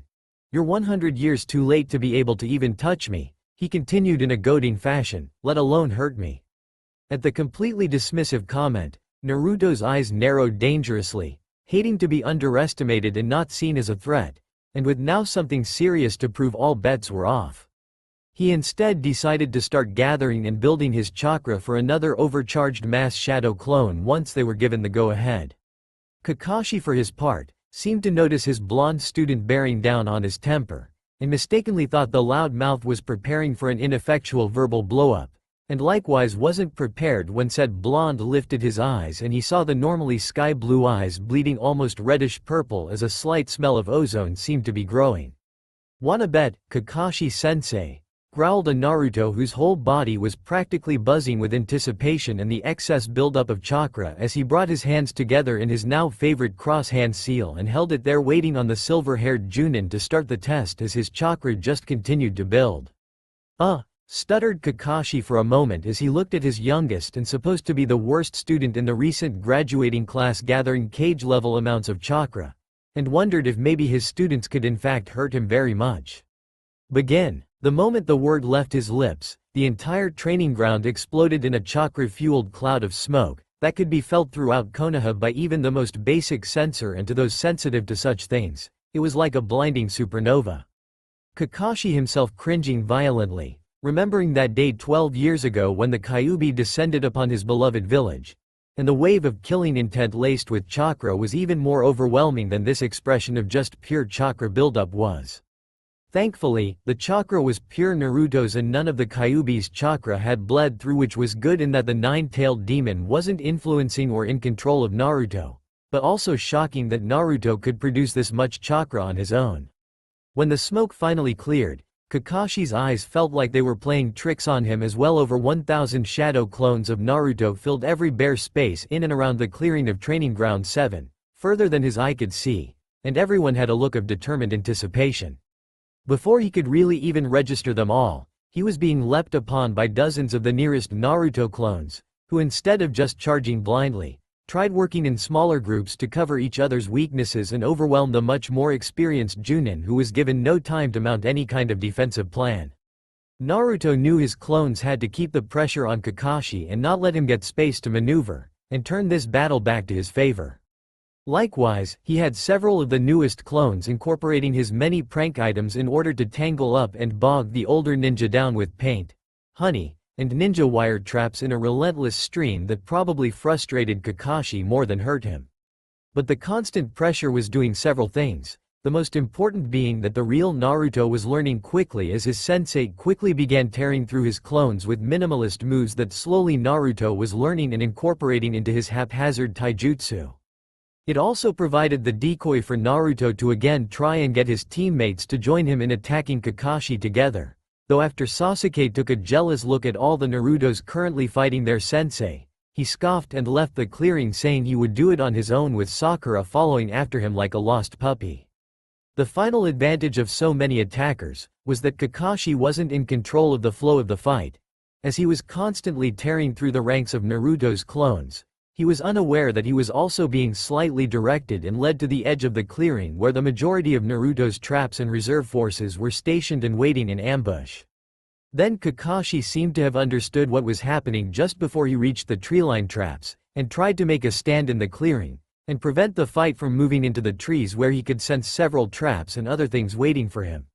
His next few moments were spent spewing out fireballs that did significant damage to Naruto's nearest clone forces, and made the original realize he would need more help to keep up the assault on his sensei. With almost half of the most recent spawning of clones already taken out of the fight in the first 5 minutes, Naruto was down to about 500 clones still engaging Kakashi at the other end of the clearing from where the original was trying to plan out the continued strategy. He ended up making another 2 pairs of clones, this time hanging one into Sakura and the other into Sasuke, where he sent them with another clone of himself to try again and convince them to help. Hoping that seeing the other teammate already helping it would sway the other, and then not telling them that he'd tricked them once they were working together.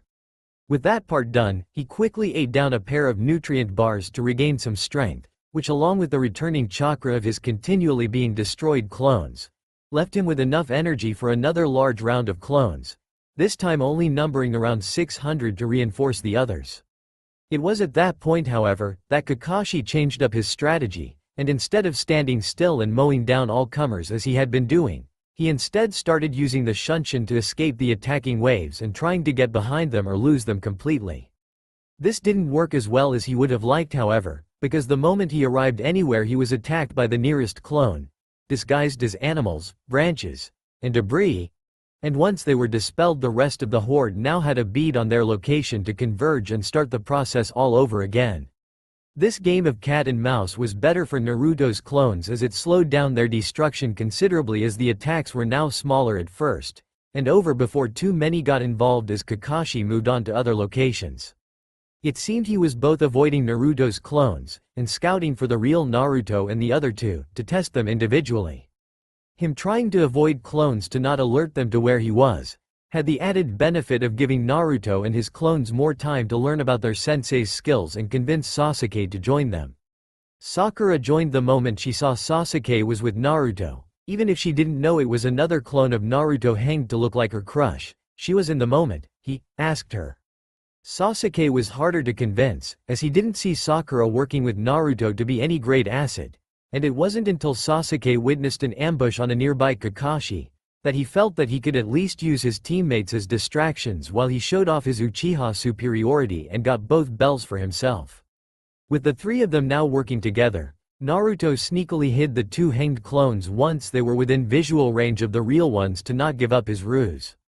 The 2 hanged, Sakura, and Sasuke, Naruto clones, were quickly met up with another Naruto clone, and began acting as a decoy team that Naruto had go around to the other side of the training ground making a good bit of noise, to prepare for the next confrontation with Kakashi.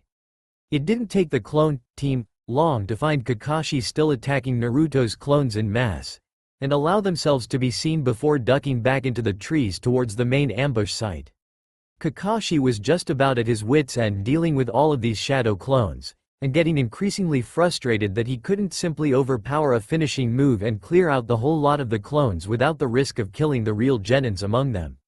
He was also very reluctant to have to use his hidden Sharingan eye on a new genin, and instead kept it covered with his slanted Hite Ite as he took out that frustration on the next several batches of clones. A nice Chidori rainstorm would take care of this entire mass of clones in seconds, but would most likely also completely fry and kill the 3 real genin among them. Instead, he decided to throw out a shuriken rather lower than normal before performing the shuriken cage bunshin and taking out over 24 of the Naruto clones in one throw. By throwing low, he also avoided a possible lethal hit to one of his real genin if they were among the clones in the attack range, and allowed him to replicate the move another 10 times, quickly eliminating Naruto clones by the dozens. The disadvantage to this technique though was shown a minute later, when several Naruto clones had seen and studied the move enough to replicate it on their own, and soon the amount of weapons flying back at the Junin were significantly greater than before. He had to abandon his makeshift perch under the growing onslaught, and returned to using the body flicker technique in many Kawarimi exchanges to escape the seemingly never-ending pursuit of his supposedly worst student. Even the woodland creatures and branches on the grounds and in the trees ended up being Naruto clones, after Kakashi witnessed several of each come to life in order to attack him during his many escapes. The next time he paused for a moment coming out of another shunshin, he changed up his strategy again and spawned his own trio of shadow clones before descending underground and letting his clones continue to eliminate the Naruto clones while he went hunting for some genin. It took almost no time to find them hiding half-assed outside the main clearing so they could see, almost not even trying, and making him somewhat disappointed that they didn't have something better planned after the pretty impressive start. Popping up out of the earth behind them was child's play, as the 3 fresh genin gave no indication they had any idea he was among them, until he went to pull all 3 and bury in the ground only for them to explode as shadow clones. Shit, he cursed as a veritable wave of shuriken came flying at him, after pausing at the explosion of his supposed genin and being caught flat-footed again. Damn, shouted the nearest Naruto clone, who thought they were finally going to get the more skilled Junin, before sending out the memory of Kakashi traveling through the ground to avoid detection. Soon, with the liberal use of the newly learned echolocation jutsu, every Naruto clone was able to follow Kakashi around the training ground with amazing precision. Though that also included the silver-haired man's clones as well, so they were currently tracking 4 separate chakra signatures. Oh, make that 3. Naruto didn't have any of the same restrictions as his sensei, and was aiming to kill every time, and the clones only needed a single hit to dispel, so within minutes of using the echolocation jutsu he had tracked and eliminated all 3 Kakashi shadow clones, until he was just dogging the original. Throughout this now rather long-running battle, Naruto had been trying continually to get his hands on the bells at Kakashi's waist without much luck, though he had come surprisingly close on several occasions. He decided that he needed to step up the pressure on Kakashi, and grabbed a nearby squirrel and then hanged several clones into his teammates and sent them off to be ready for their sensei to appear in a shunshin, grabbing more small animals along the way. When Kakashi appeared at the next ambush site following a hanged clone of Sasuke, Naruto had his Sakura clone get on the ground among the group of other clones with the squirrel bleeding out from the fresh wound. Kakashi's shuriken shadow clone jutsu predictably tore through the huddled clones, dispersing them in clouds of smoke that obscured the view for a moment and covered the high-pitched scream of pain his Sakura clone made upon the other clones' destructions. That scream had Kakashi instantly stop and pale completely, fearing that he may have accidentally just killed one of the genin he was testing, and terrified the moment the smoke cleared and a heavily bleeding Sakura was lying collapsed on the ground. The older silver-haired ninja froze completely at the scene in front of him, shocked that his overconfidence against his new genin had allowed the current tragedy to take place and wondering if there was any way to save the young girl. "Don't move," called a frantic Kakashi as he rushed to his downed genin in order to provide aid and see if there was anything he could do to help, and was then shocked when he reached the bloody scene and things didn't completely add up. He didn't have any time to consider what was wrong, as the moment he bent over the downed genin, said Genin, and several others that were hiding nearby accosted him and clung to any part of his body they could. Two clones even managed to get their hands on the bells before the veteran ninja realized what was happening and lashed out harshly to the unfortunate clones, who suffered quick deaths along with all the other nearby clones. With the dispersal of several clones almost simultaneously, the large cloud of obscuring smoke actually helped hide the next wave of clones that arrived to fight for the bells. That fight was quick and brutal though, as Kakashi was no longer underestimating his genin and dealing truly brutal attacks that had the original Naruto wincing in memory of the many very painful deaths he was experiencing one on top of the other. He was not making any real headway against his sensei, but kept getting close to the bells and forcing Kakashi to continually try and defend against his many theft attempts. It was at this point though that the real genin arrived, with Sasuke throwing out a great fireball that destroyed the dozens of clones that had been engaging Kakashi and keeping him busy. "No teme," shouted Naruto as he saw the fireball heading into a largely concentrated area of Naruto clones and traps that he knew couldn't react quick enough to avoid, unlike their now freed sensei. With his own teammate clearing all of his numbers near and around Kakashi, the three original genin were left too exposed in the now empty clearing to do anything other than succumb to the small hits by their sensei that knocked them all out in seconds and bringing the bell test to an abrupt end. Kakashi though wasn't able to get to Naruto though, as his hidden clones all throughout the training ground instantly came to life the moment he was knocked out and engaged the older ninja in mass, while other clones pulled him to safety and woke him up. That wake-up didn't last long though, as Kakashi created another pair of his own clones. He had literally tear through Naruto's remaining ones until there were none remaining, and he knocked out the young blonde genin again.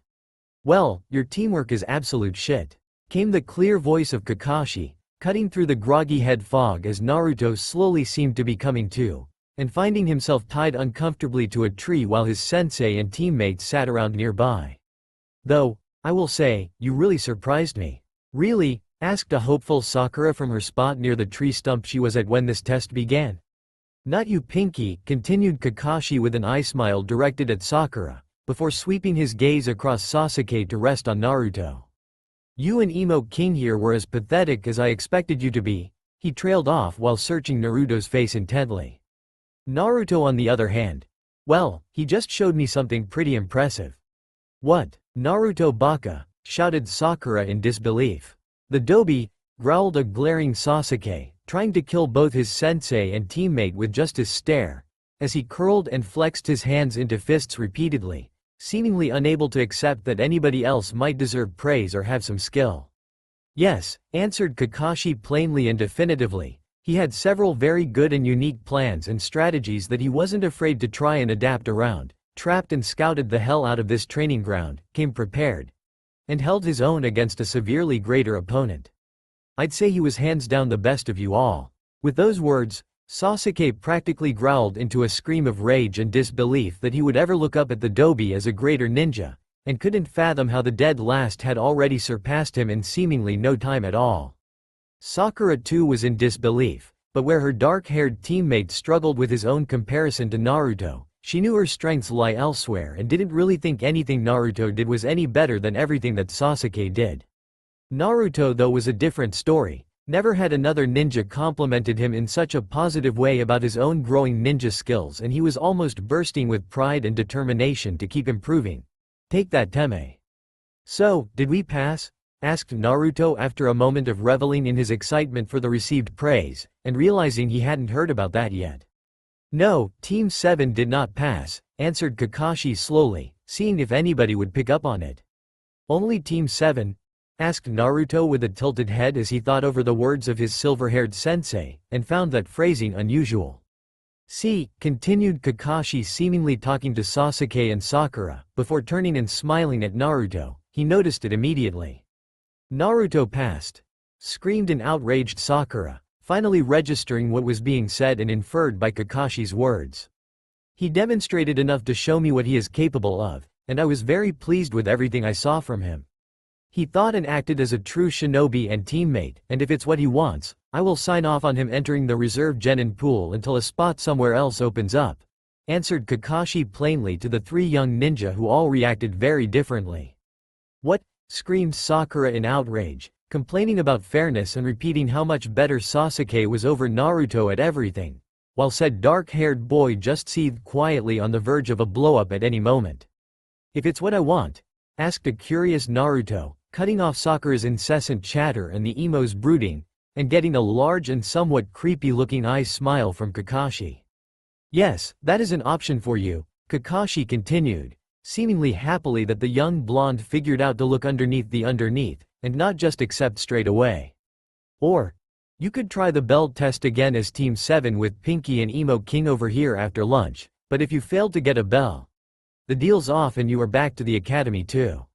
It didn't take Naruto too long to think his options through. Having known and heard about the reserve genin, he knew it probably wasn't a great fit for him.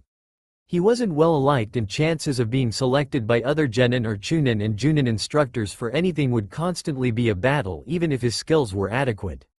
That was the real problem though. Reserve genin didn't have instructors. Everything they learned had to be done by themselves, and likewise few if any ever make it past the genin program and into the higher ranks of ninja, hence the somewhat mocking term of career genin. "I think Team 7 needs another chance at the belt test, sensei," responded Naruto after several long moments of contemplation, and causing both Sasuke and Sakura to sputter in shock that Naruto would choose the team option and likewise give them both another chance to become ninja of the leaf. "Good answer," replied Kakashi with that weird eye smile thing he seemingly does often directed at the young blonde. "Okay, Sasuke and Sakura. Here are your lunches, eat up, you are going to need your strength. I will be back in 15 minutes to start the bell test." Kakashi-sensei, aren't you going to let me down to eat lunch too?" asked Naruto just before his sensei left, and getting the other two to look up at the interaction, finding the whole thing rather odd and still wondering what exactly was going on as they opened the tasty bento boxes, both beyond hungry. "Nope. You ignored my instructions yesterday and ate this morning. These two haven't eaten anything and need their strength if they are going to help get bells," answered Kakashi flippantly, before turning to Sasuke and Sakura and continuing in a serious tone, "Don't share your lunch with Naruto." With that, Kakashi gave a sarcastic little wave to the fuming and sputtering Naruto, before he vanished in a swirl of leaves to who knows where and leaving the three young genin alone in the clearing. Naruto was beyond pissed and pretty damn hungry after everything he put himself through this morning, and couldn't believe that after all that, he was still right back in the same position as he was this morning without a team or sensei. He was seriously having second thoughts now on his choice, and thinking he may have just been better off as a reserve genin, since he was pretty exhausted still from chakra drain and didn't think he would be able to convince Sasuke and Sakura to work with him again. "Here Naruto. You can have some of my lunch," came the small voice of Sakura as she shuffled forward a bit and moved to start feeding an absolutely stunned Naruto. "You are going to need your strength too. And you can probably help a lot more than I can," she finished somewhat dejectedly. "You can have some of mine too," came the unexpected reply from Sasuke as he too started forward to feed the final member of their team. "You too, Sakura, we are all going to need to be at our best. This guy is no joke." "What is this?" came the loud shout of Kakashi as he appeared in another swirl of leaves just as all three students started eating from the two bento boxes, and causing them all to stiffen in fear at getting caught breaking the rules. Stuttered Sakura in shock and fear, as the three young ninjas all cringed at the anger they saw on their sensei's face, all three expecting to be exploded at any moment. "You all pass," announced Kakashi to the now stunned and shocked faces of the three newest genin of Konoha, who all had no idea just what the hell was happening. "Huh?" questioned Naruto confusedly, trying to follow along with his new sensei's way of thinking. "Team 7 has passed. You proved you can work together. The individual skills will come with practice and hard work, but I am pleased with what I've seen," explained Kakashi calmly as he eyes smiled at his new genin team, and enjoyed their looks of confusion turned to happiness. "We will meet here every morning at 8 a.m. for some training and teamwork drills, and then do a mission or two in the afternoon." "Awesome," cheered Naruto excitedly, before remembering his earlier exchange with his tardy sensei and asking somewhat apprehensively so as not to upset his new sensei, "Are you going to be spending some time on the road of life again tomorrow?" Came the unknowing reply from Kakashi as he thought about how to answer the question while looking back and forth between his new genin while tearing the ropes around Naruto, and not coming up with anything concrete. "See ya tomorrow." With those words, he disappeared in another shunshin, leaving the 3 new genin of Team 7 alone in Training Ground 7. All with varying levels of smiles, or smirks in Sasuke's case, on their faces. Even Naruto, who was realizing his sensei never answered him, and was probably constantly late while, on the road of life, couldn't keep the happy and proud smile off his face at finally being a real ninja of the leaf. Turning to his new teammates, he also realized that they had a lot of training to do, in order to be ready to fight and protect the village or accomplish any of the more difficult missions. Well, started Naruto to get both of his excited teammates' attention. Do we want to train together? Or spend time getting to know each other better? I train alone, came Sasuke's quick and predictable reply. I am not going out with you, Naruto Baka, shouted Sakura after a moment of thinking over what her teammates said, before turning to Sasuke. Do you want to celebrate, Sasuke-kun? Grunted the monosyllabic Uchiha, before turning around and taking off down the street as fast as he could, leaving a dejected Sakura behind that Naruto usually would have tried cheering up or asking out himself if she hadn't just screamed out her refusal to the unasked question, but just couldn't find it in him today to do so. See ya tomorrow then, replied a somewhat dejected Naruto, who thought now that they were teammates they would also become friends, while a distracted Sakura watched the object of her obsession recede in the distance, and ignored the loud blonde completely as she lived in her own world. Naruto's dejection though wouldn't last but a moment once he realized that he was now a real ninja, and that he was one big step closer to becoming Hokage and a respected member of Konoha. Deciding to treat himself to an Ichiraku ramen feast in celebration of his greatest personal accomplishment to date was definitely in order, and led to him running happily through the streets of his beloved village. He ignored the stares and mutters even easier now than before, having been validated by the last few days of accomplishing goals, becoming a real ninja, learning of his burden, and just not caring anymore about the idiots in the village who couldn't tell he wasn't the Kyuubi.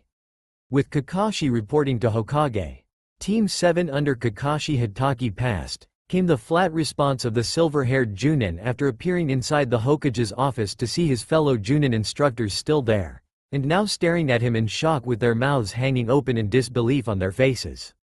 What? You passed a team?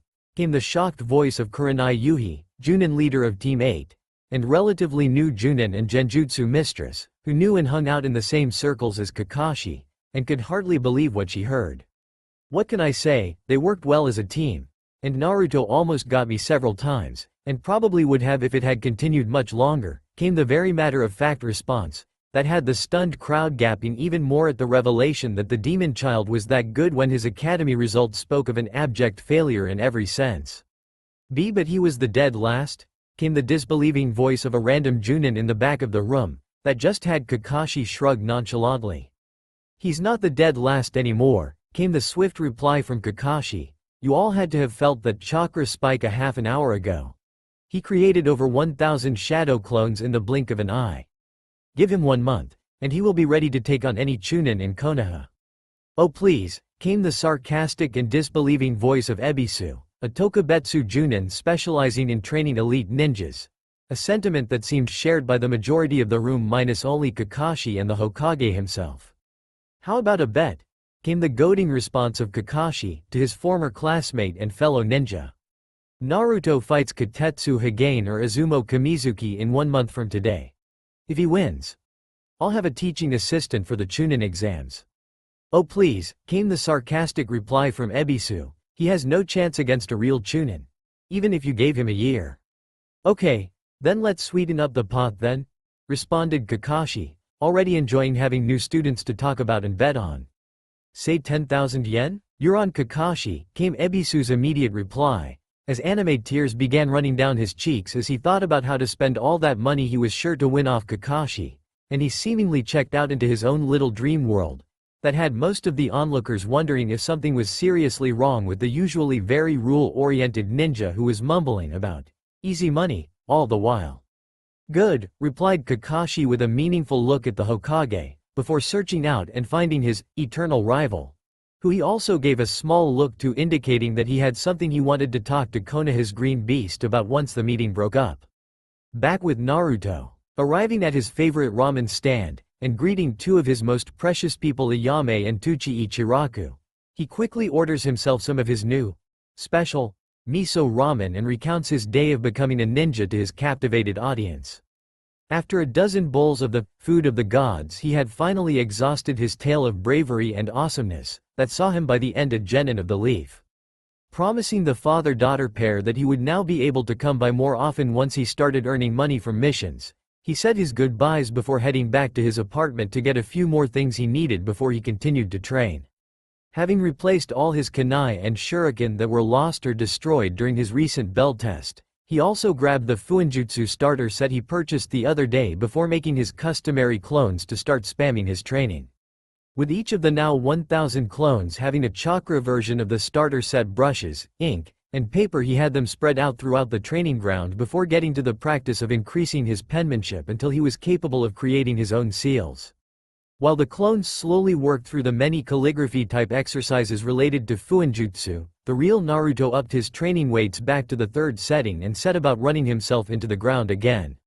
Throughout the next several hours as the afternoon bled into the evening and then the night, Naruto continued with his clone training and his own physical training, only stopping to grab snacks, or to dispel and then spawn more clones. By the time he was ready to drag himself back to his apartment for some well-deserved rest, he had worked for over 7 hours straight on his Fuinjutsu with over 1,000 clones and had some serious memory transfer to deal with. As he finally laid down, he started dispelling them in groups of 10 as at least their memories were all very similar, and by the time he was finished was completely drained mentally now as well as physically and couldn't keep the smile off his face as he fell asleep stronger than he was the day before. Ranks and growth. The next several weeks saw a remarkable improvement in Team 7's most unpredictable member, as he showed up every day ready to work his ass off and did just that. Luckily, Naruto had taken Kakashi's reluctance to ever talk seriously about why he was always late to everything, as permission to do his own thing most of the day. He would usually show up at Training Ground 7 around 10:30 or so, since Kakashi had yet to arrive before 11 a.m. yet, and was always moving and doing something physical to increase his training. They would practice until lunchtime, usually separate to get a small bite to eat, and then head to the mission desk to pick a D-rank chore for that afternoon, then rinse and repeat. The other really great thing Kakashi did that first week as his sensei was introduce him to his fellow Junin and self-proclaimed eternal rival, the ninja Might Guy, in order to find and develop a taijutsu style that worked for him. Guy was beyond eccentric with a ridiculous green spandex monstrosity he wore as a ninja outfit, a somewhat childish-looking bowl cut, and a pair of the bushiest eyebrows anybody has ever seen.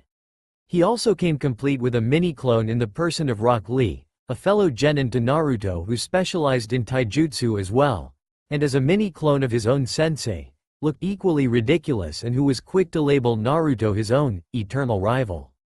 Regardless of their eccentricities though, the pair really knew their stuff, and within days had Naruto competing against Lee almost constantly, despite being on very different weight training levels.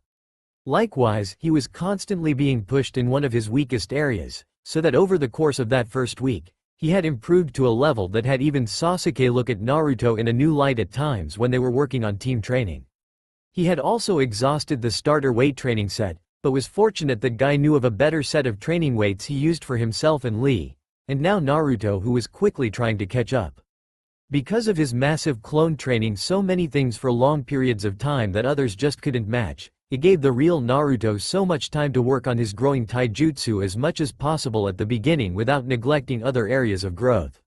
He was truly getting better at an astounding rate, and by the end of the third week, could probably battle Sasuke to a draw more times than not, and still increasing with every day and every clone. His penmanship had quickly advanced to and then passed the required level for Fuinjutsu, which he was just now starting to experiment on and make his own beginning seals. One of the biggest other areas of growth though, was in his chakra control, which he had continually spawned clones every day just to continue to work on. It was a never-ending cycle though, as every time he trained and used his chakra, it grew back a little stronger and denser and therefore in need of more fine-tuned control, and then simply rinse and repeat. He had progressed to the water walking exercise, and had it mastered within days, and continued use and training in it had allowed him to reach a milestone he never expected to reach. He created perfect basic illusion bunchins, useless though they were, and brought a proud smile to his whiskered face. On the mission side, he was still bored senseless over all the chores, disguised as D-rank missions they had to do. Especially since Kakashi wouldn't let him spawn clones to do all the work when his whole team was there working on their teamwork. His sensei did, however, allow him to take his own D-rank missions with his clones anytime he wanted, as they provided a good service to the village, bringing in money to Konoha and himself, which was a real help. His Fuinjutsu supplies were starting to really add up, and he was finding himself in need of more money almost constantly to get the things he wanted to experiment with and continue training on. His schedule had kept him so busy that he didn't even realize that it had been weeks since graduation and the last time he was actually able to talk to either Iruka or the third Hokage, and decided he needed to remedy that soon and pick the two men's brains. Iruka had promised to teach him the body flicker jutsu, and he also wanted to ask the Hokage about any Fuinjutsu teachers he could direct him to, as the art of seals was very difficult to trudge through on your own. With that thought in mind, he returned to the mission desk his team left an hour ago, having finished painting Maiko-san's fence, to find the two people he was thinking about still there handing out missions. Hokage-sama bowed Naruto respectfully, getting several raised eyebrows from those nearby, not used to seeing the formal side of the blonde, Iruka-sensei. "Hi Naruto," greeted Hiruzen Sarutobi happily, as he looked over one of his favorite people, and couldn't help but be impressed at how much the young blonde had grown in such a short amount of time. "What can I help you with today?" "Well," came Naruto's somewhat embarrassed reply as he ducked his head a bit before glancing over to his former Chunin teacher. "I was hoping Iruka-sensei would help me with my training tonight. He promised to show me a new jutsu and maybe spar." "I did?" questioned Iruka, as he thought back to the last time he met with Naruto, right before his belt test with Kakashi, before it suddenly came to him just as Naruto replied exasperatedly. "Yes," came Naruto's reply. "I'm ready to learn the body flicker jutsu." "The Shunshin? Really?" asked a now curious Hokage as he looked between the pair, wondering how far Naruto had come in such a short time as a genin. "Datbeo Hokage Jiji," came Naruto's exuberant exclamation, and had the old Hokage smile warmly at the personal moniker only Naruto would ever use to speak with him, and which always made him happy. "One step closer to taking that hat from you, Jiji." "Is that so?" asked an amused Hokage, who could always count on Naruto to lift his spirits, and who also saw some truth to the young genin's claim after having watched him train to levels that would kill most men and barely slowed him down at all. "Datbeo," responded a determined Naruto as he locked eyes with the old leader of the village, trying to show him how serious he was about that goal and not wavering a bit. "Fair enough," replied Hiruzen seriously, knowing that while usually a prankster of the highest order, this was one thing Naruto didn't joke about anymore, now knowing what it took to be a ninja of Konoha, and eventually to become the Hokage. "Iruka, thanks for your help today. But it looks like you have a prior engagement I wouldn't dream of keeping you from." "Thanks Jiji," came the honest and heartfelt reply of Naruto, who then turned to the scarred Chunin with a large grin on his face. "Ready Iruka-sensei?" I guess," came the lazy drawl of the older academy instructor, as he got up and made his way out of the mission office, trailing behind a bouncing and excited Naruto, who was already talking about everything else he had been working on since the two last met up. Iruka knew Naruto was not a fan of theory, so only touched on the basics of the Shunshin, how you had to flood your body with chakra and then aim it at your desired target. It was really just chakra-enhanced speed in a very fast and short application that had been refined into a technique over the years, instead of simply building up one's speed naturally. After several side-along trips and self-attempts at it, Naruto was able to perform his first Shunshin, directly into a tree. "OWW!" exclaimed a bruised Naruto, in both body and ego, as he fell to his backside after crashing face first into the large and unmoving tree. "Haha," laughed Iruka a little. "That's usually what happens to first-timers, Naruto. The same thing happened to me too." "Really?" asked a curious Naruto, who, despite getting to know the older Chunin better in the last year of academy classes and even more since the Mizuki incident, didn't really know much about one of his few friends and wondered what that said about him as a friend to others. "Could you tell me about your first genin team?" he continued curiously, figuring he may as well start learning about his precious people sooner, so he could better get to know them, and knowing he owed them his attention as most of their past interactions were always about him and his problems. "Sure Naruto, but let's save that discussion for Ichiraku's afterwards," answered the older Chunin, ignoring the happily cheering Naruto as he learned about their next stop and couldn't wait already. Over dinner that night, Iruka explained all about his first Genin team under the Junin Kaina Uchiha and his first teammates, both of whom were no longer with us. Rookie of the Year, Keita Uchiha, his sensei's own son, and Reina Hyuga, a branch member of the Hyuga clan, and also the Kunoichi of the Year. He went on to explain that he too was a prankster and the dead last, and got paired with the top 2 ninjas in class, and was constantly being ignored and overlooked in favor of his 2 more well-known and more promising students. The thing that saved him was the small friendship he created with Sarutobi Hiruzen after the death of his parents in the Kyuubi attack, and the little help and hints the older Hokage would slip into his things over time. He also taught him about the will of fire, and how important that was to Konoha, and was one of the main reasons Iruka was an academy instructor now. Anyways, shortly after they started doing more regular C-rank missions, they encountered one that just went wrong. They were given bad mission information, and were ambushed by a team of Iwa nins out near the border of Kusagakure, and would have all died if not for their sensei. The Iwa Junin successfully engaged Kaina from the very beginning of the ambush, as the team of Iwa Chunin quickly ganged up on the less experienced Konoha Genin team, focusing first on eliminating the Uchiha they felt was the biggest threat. Within moments of the fighting starting, his teammate and rival was dead and the only female member of the group tied up, knocked out, and being carried like a sack of potatoes by the largest of the Iwa nins. The 2 remaining Iwa Chunin continued to taunt and play with Iruka, sensing absolutely no threat, and also with him not part of a clan, was completely expendable, and they were simply playing with their food while slowly wearing him down. But then, Kaina saw his son's severed head and simply lost it, exploding with chakra before his eyes changed into something Iruka would never forget. The tomo of the Sharingan evolved into a pinwheel pattern, then everything changed. A large chakra construct grew out of his sensei, the size of a boss summons, that tore through everything in its path, including the Iwa nins and their Hyuga hostage. Kaina was never the same after they came back to Konoha with the dead bodies of both of Iruka's more powerful teammates, and it definitely changed things for him as well. Kaina committed seppuku shortly after returning to the village, not able to handle the loss of his only son and the destruction of his first and only Genin team. After that, Iruka became a reserve Genin and had to wait a while until a team lost a member to promotion until he was brought on so they could enter the Chunin exams, but broke up afterwards when all 3 passed and became Chunin of the Leaf, each going into different fields from there. Naruto was a little shocked that his teacher had so much trauma to deal with from such a young age, and also how similar their team assignments were, and even how they were seen within their teams as the dead last. He was also fascinated by the tales of the Sharingan dojutsu of the Uchiha clan, having heard Sasuke mention it enough times to know it was a very big deal, and wanted to know more about it from what Iruka experienced and its history in Konoha. Iruka told him most of that information he sought would not be available to the main population, and the only true history of the Uchiha would be in their clan library, with the Chunin section of the Shinobi Library with just a basic primer that told of the known stories related to the founding of Konoha with Hashirama Senju and Madara Uchiha.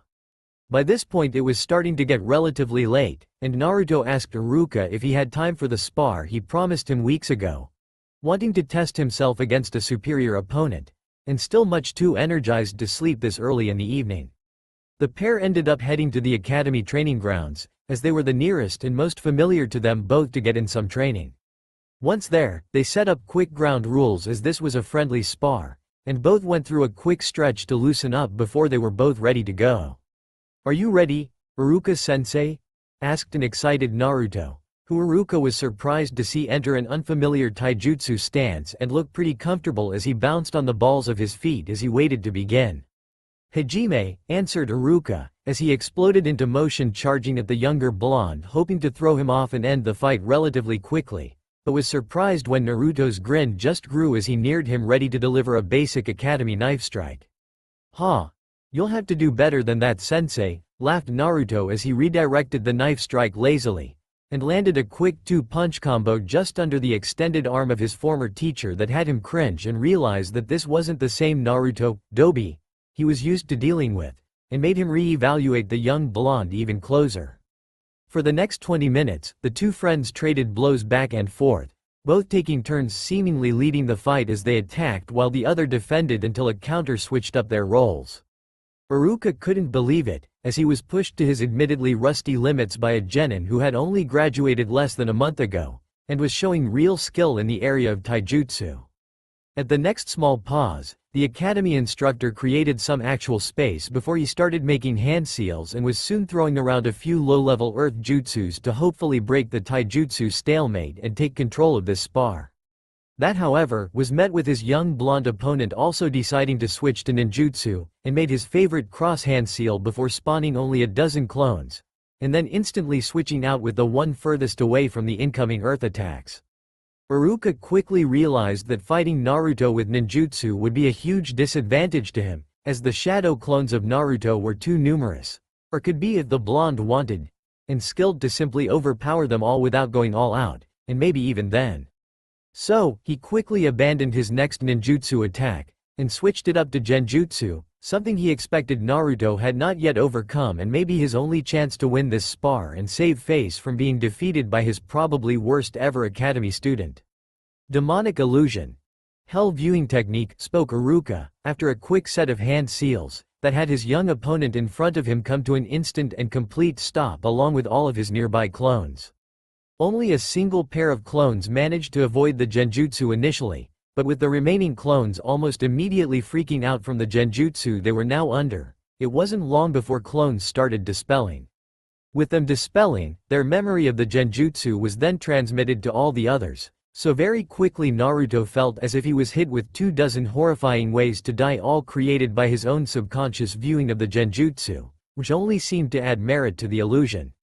It definitely made for two confused clones, who after watching the many imaginative ways they could die, both simply dispelled themselves by tackling the original Naruto to the ground in an effort to also see if they could shake the blonde awake in the process. Luckily, the dual tackle, dispelling did in fact shock Naruto out of the genjutsu he had still been stuck under, but unfortunately it did nothing as Iruka had the match well won by this point, as a grumbling Naruto complained about stupid genjutsu. Iruka ran him through the normal ways people dispel genjutsu, and Naruto had no problem upsetting his internal chakra system to dispel the illusion, but still struggled with having the illusion placed. If he was aware of the genjutsu, he could disrupt his chakra easily enough to dispel the illusion, but he most struggled with simply knowing when he was under a genjutsu. Much later that night while brainstorming ideas, he came up with a possible idea he would try to implement the next day in order to better combat the problem he had with genjutsu in general. He would create a shadow clone genjutsu dispelling team, 3 very hardy clones continually cycling through the process of dispelling and respawning clones away from any action. This would have the added benefit of keeping all of his clones and the original with the newest set of memories, and with the continual internal chakra disruption, that would make dispelling genjutsu a continuous thing that he wouldn't even need to worry about anymore. For now though, he thanked Iruka for all his help and for the spar to give him an idea of how far he had come and still has to go, and headed back towards his apartment before his training continued. Despite the time getting to when he usually turns in for the night, Naruto this evening has a bit more energy still to burn when he returns to his apartment and decides he can always send out more clones. With the thought to research other clones and ways to make them stronger or more durable, Naruto spawns close to the now customary 1000 clones and tells them to get to work finding the solution. Over the next few days, Naruto's clone research and later experimentation really started to pay off as he discovered the many different elemental clones available even if they were currently beyond him, and found ways to increase both the chakra capacity and the density of his favorite shadow clones. He also seemingly stumbled upon a shadow clone explosion technique that allowed him to use his shadow clones as kamikaze bombers, which really increased his offensive output and made his opponents standing still and taking on his clones a suicidal prospect. The real gem of the research though, was a blood clone which was very durable and could act as an independent clone spawning station if Naruto took the time required to set them up. The process was relatively difficult, but not impossible by any means, and required a beginner's knowledge of fuinjutsu, which Naruto had slowly been acquiring over the last 3 weeks since becoming a genin and almost a cage's worth of chakra. He started with his ultra-dense shadow clone, pouring copious amounts of chakra into the clone before moving on to the next step. Using his own blood, He wrote Fuinjutsu seals all over the clone's body in the pattern discovered from the old scroll he found behind the rack of old scrolls in the Chunin section of the Shinobi Library, and watched after activating it, as the seals lit up as the blood was absorbed into the glowing body of his clone until he looked exactly like the original. The whole process took over an hour, and left Naruto on the verge of exhaustion, but after a large meal and a little rest, he was ready to try again for blood clone number 2, knowing how valuable they would become for him. That night, the original Naruto went to bed immediately after creating blood clone number 2 from his exhaustion, but left his 2 new blood clones with instructions to continue spawning more clones until they were out of chakra, then wait a while and do it again. Naruto was awoken several hours later to more noise than he was accustomed to in the morning, as he could see over 24 Naruto clones all throughout his apartment fixing things, cleaning, studying, preparing breakfast, you name it, and there was probably a Naruto clone currently working on it somewhere in the cramped space of his apartment. Taking a moment to process several hundred new memories from the night, which all came from newly spawned clones while he slept, he realized that he was running out of room and really needed to expand his operations to keep up with his clones' demands. With that thought, he sent out word to start developing clones for civilian jobs to start bringing in more money, sent teams of clones to clean out the training grounds of scrap metal and weapons for resale, teams for hunting and foraging in the forests around Konoha, and even sent out a search party to scout and look for a large enough space to occupy. He marveled a bit at how much he had grown in just a short month of real clone training, how much further he still had to go as a ninja, and how his clones were going to lead the way to his continued growth and development. He then went to his early morning workout, training with the green beasts for several exhausting hours until the sun was actually up, and he could take a break for a late breakfast until he had to meet his own team. Realizing that he better head towards Training Ground 7 for his team meeting before he too was considered late, he left his blood clones in charge of his apartment and the expansion project. He contemplated other ways of increasing his funds, and promised to remind Kakashi about his deal to let him perform D ranks with his clones separately from the team as long as he was still working with said team as well. He also wondered if his growing Fuinjutsu skills had reached a level where he could start making money selling his sealing scrolls and explosive tags, which would be a huge boost to his financial resources. "Hey guys," came Naruto's greeting after arriving at Training Ground 7 to find both Sasuke and Sakura already waiting in their now customary spots by the little bridge. Grunted Sasuke in his standard non-verbal reply, before going back to brooding as he leaned against the bridge. "Hi Naruto," came Sakura's pleasant response, having considerably warmed up to Naruto now that she knows how strong he is as a ninja, and since he stopped pestering her for dates almost completely and was even trying to help her train, she found him a rather easygoing teammate. "What's our plan today?" "I was going to keep working on chakra control while I wait," answered Naruto easily to the pink-haired girl who he had been trying to help some for the past week. "Want to join in again?" "Sure," came her immediate reply. "Can you show me the tree climbing exercise one more time? I think I've almost got it." "No problem," said Naruto as he led the way towards the tree line, and before even arriving made the familiar seal and brought forth over 1,000 shadow clones that he then sent out to practice before turning to his female teammate and walking her through the steps of the basic chakra control exercise. Sakura had no problems picking up the tree climbing exercise very easily due to her immaculate chakra control, and Naruto then simply had her continue to go up and down the tree as much as she could to continue pushing herself and increasing her chakra reserves. The real Naruto switched out with a clone early into the practice so he too could continue training his body physically as he killed time until Kakashi decided to show up and get the day's team training started. Sakura was pretty exhausted once Kakashi did finally arrive a little after a half an hour, but was still able to go through the team building exercises and formations practice relatively easily before being dismissed for lunch. That afternoon's D-rank mission was the 4th Tora retrieval mission completed by Team 7 in the last 2 weeks, and again left every member with claw and scratch marks and a strong desire to see that cat suffer. Naruto was able to corner his sensei for a brief bit to confirm he had permission to run unfinished D-rank missions with his clones, and quickly picked up all remaining D-rank missions not assigned and sent a batch of clones off to complete them all before the end of the day.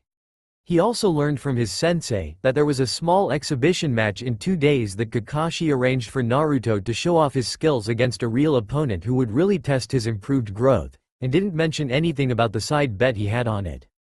Naruto didn't think much of it either, other than showing excitement at getting to fight against another strong opponent to test himself and see how far he was coming along.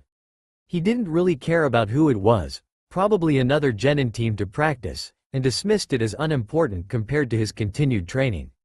That night, after creating another blood clone, and when he was finally getting ready for bed, the work of his clones brought a large grin to his whiskered face, as he reviewed all the money they made him from missions, the promise of money from his many new civilian jobs, and from all the metal they found and sold.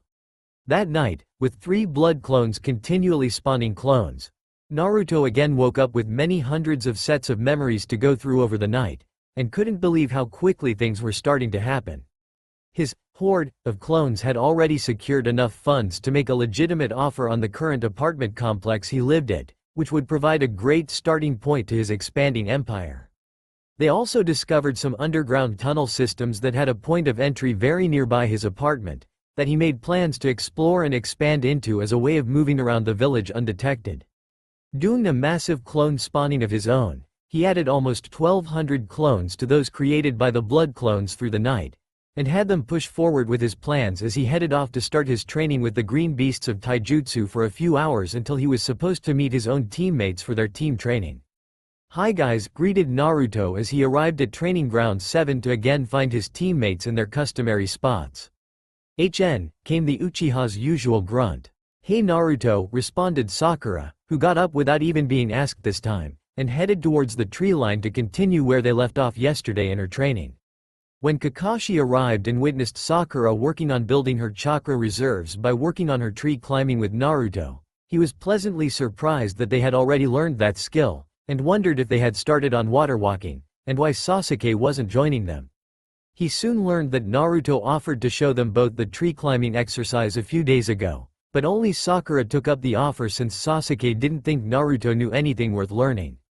Liking the initiative it showed, Kakashi rewarded Naruto with one new jutsu he would teach him after learning he already was capable of water walking, and felt he deserved something extra. Kakashi then had Sakura and Naruto move towards the small pond in the training ground to practice water walking, while he went and got Sasuke set up on the tree climbing exercise. After a half an hour, Kakashi was watching Sakura struggle to maintain her footing on the water for more than a few seconds at a time and encouraged her to keep at it, as her chakra reserves were growing exponentially. After watching Naruto run through a taijutsu spar against 24 clones on the surface of the water without a single misstep, Kakashi smiled at the younger blonde who looked so much like his own sensei, Minato Namikaze. He really was impressed with how quickly Naruto was progressing, showing an initiative and drive that reminded him of his parents and his own upbringing, and hoped the young blonde didn't burn himself out working so hard. Thinking about what else to show the hyperactive young Jinkarichi, he decided it was probably time to give him the start to elemental chakra, as his clones just gave him such an edge on learning that he could literally take years of training and condense it into one day with the amount of clones he could get working on something. Unless Naruto had something specific he was looking for, he made up his mind to get his hands on some chakra paper for tomorrow, but first was going to run a little experiment with his favorite little blonde genin. "Hey Naruto," called Kakashi once he saw the young man about to start another taijutsu clone battle on top of the water. "Come with me over here. I promised you a technique." "Is it a super cool one?" asked a Naruto that appeared before his sensei in a flash, that almost had Kakashi wonder if he inherited more than just his dad's looks, and had his customary eye smile twinkle happily as he gazed at the excited young Uzumaki. "I'll make you a deal," started Kakashi, getting Naruto's attention instantly with his serious and somewhat uncharacteristic tone. "You follow my instructions and let me run a little clone test with you right now, which will eventually lead to several new avenues of research for you and your clone army, and maybe be the catalyst to make you great one day. Or I give you a generic B-rank bomb jutsu in thanks for helping Sakura start training." I think with how you phrased that choice, I am going to pick the first option and let you run your clone test," replied Naruto after a few moments of careful thought, and realizing that with his newly discovered shadow clone kamikaze bombs, that generic B-rank bomb jutsu wouldn't be too helpful anyway, and was also very curious about what his sensei thought could be that significant to his growth. "Good choice Naruto. See, I knew you weren't a doby," came the eye-smiling reply from Kakashi, even as he insulted his student and tried to get a rise out of him to see what he would do. "I'm not Adobe," came the grumbled retort from Naruto, who simply glared at his sensei in challenge as he waited for what the silver-haired Jonin had in mind for this experiment, but didn't react any other way. "Good," answered Kakashi with a small nod of approval. "Now tomorrow I am going to bring some chakra paper to help determine your elemental chakra affinity, but before that I was hoping to run a clone experiment to see if we can't determine your elemental affinity through hard work." "I'm not sure I understand, sensei," came the questioning voice of the younger ninja as he tried to recall everything he knew about elemental chakra, which wasn't much. Each of the 5 main elements has an elemental exercise for beginners to start getting a feel for the elemental chakra within them. They usually start with their primary affinity. Mine is lightning. We can determine yours with the chakra paper I will bring tomorrow, but we may also be able to determine your affinity through trial and error, continued the silver-haired Jonin to the now wide-eyed younger ninja who was starting to understand what his sensei was aiming at. "Because of your clones and massive chakra reserves, you can practice these 5 beginner exercises simultaneously and separately, and we can use your progress and growth in any of the elements to get an idea for what may be your affinity, as it will always be easier to work with an element you are in tune with or have an affinity for, and likewise harder to work with its opposing element. So if I had a fire affinity, I would get those exercises quickest and the water ones slowest?" asked Naruto, trying to ensure he understood completely and starting to realize how helpful this could be if he learned about all 5 elemental affinities. "You got it," replied Kakashi with his customary eye smile. "Now let's start with 50 clones, 10 for each element, and we'll go through the exercises." For the next half an hour, Kakashi shows Naruto and his clones all 5 of the beginning elemental leaf exercises several times. Trying to burn the leaf for fire, cut the leaf for wind, crumble the leaf for earth, electrocute the leaf for lightning, and soak the leaf for water. Kakashi demonstrated each one, though he struggled with water, as he was a primary lightning with a fire secondary.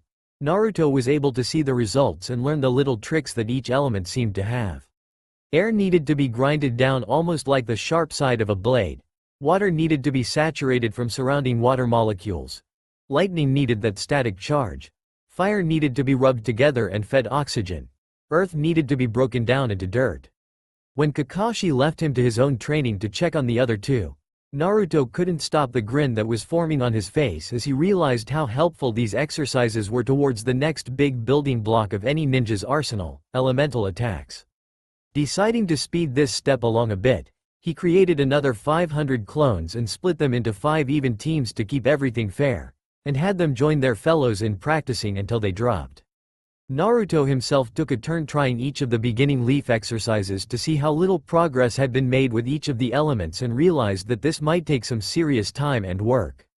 After today's mission, tilling a farmer's field on the east side of the village, the 3 genin separated for their own homes and lives, or more training for the 2 boys of the team.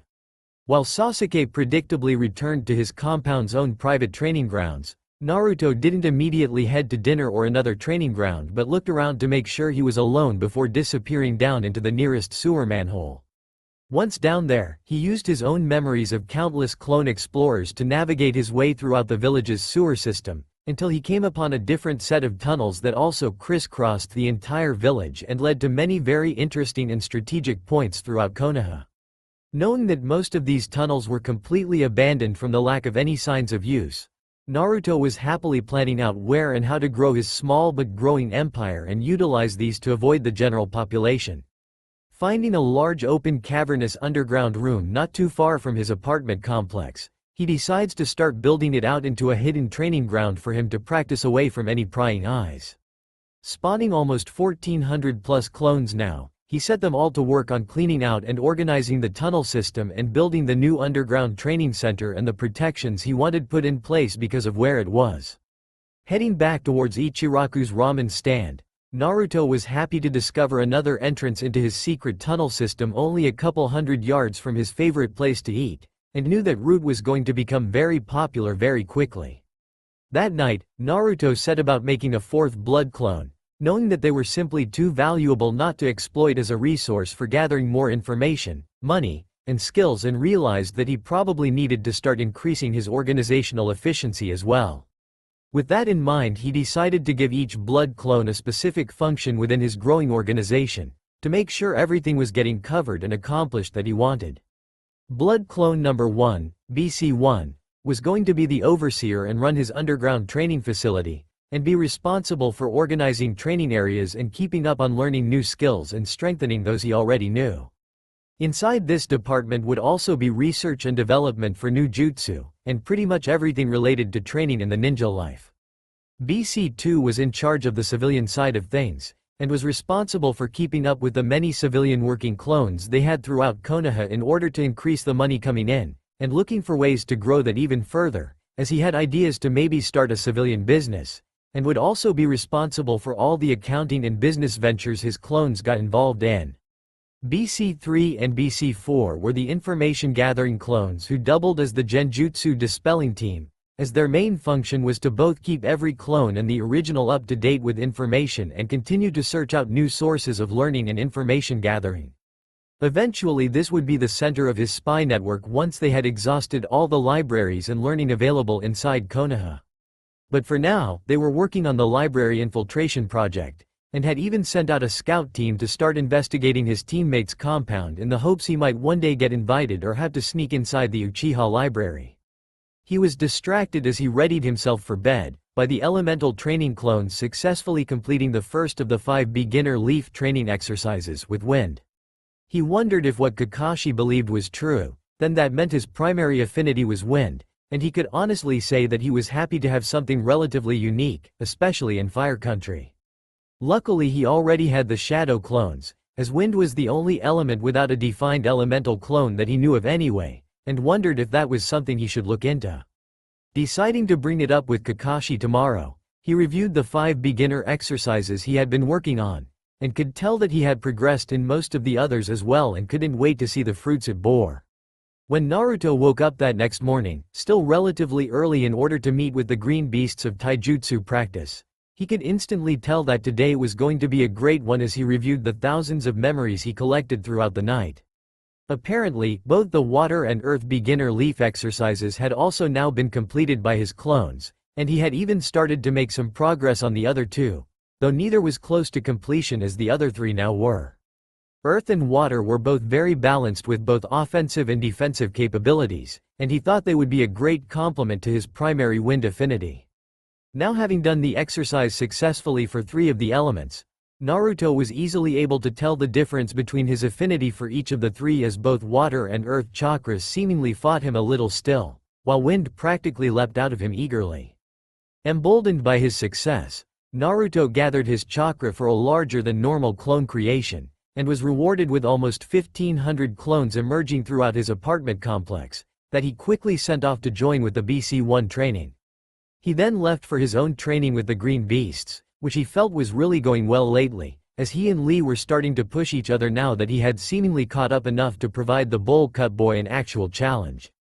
His own taijutsu style that was an incorporated mixture of Gai's Goken style with several elements of the Uchiha Interceptor style, and even several elements of Kushina Uzumaki's own familial style she brought to Konoha from Uzushio that seemed to work really well for the young blonde, though he didn't know about that part yet.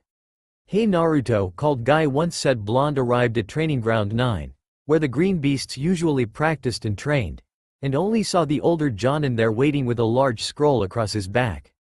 Sorry for the late notice, but my team is taking a C-rank mission today out of the village and I wanted to give you some things to work on while I was gone. Oh, no worries sensei, responded Naruto, understanding the need for mission priority. What did you have for me to work on?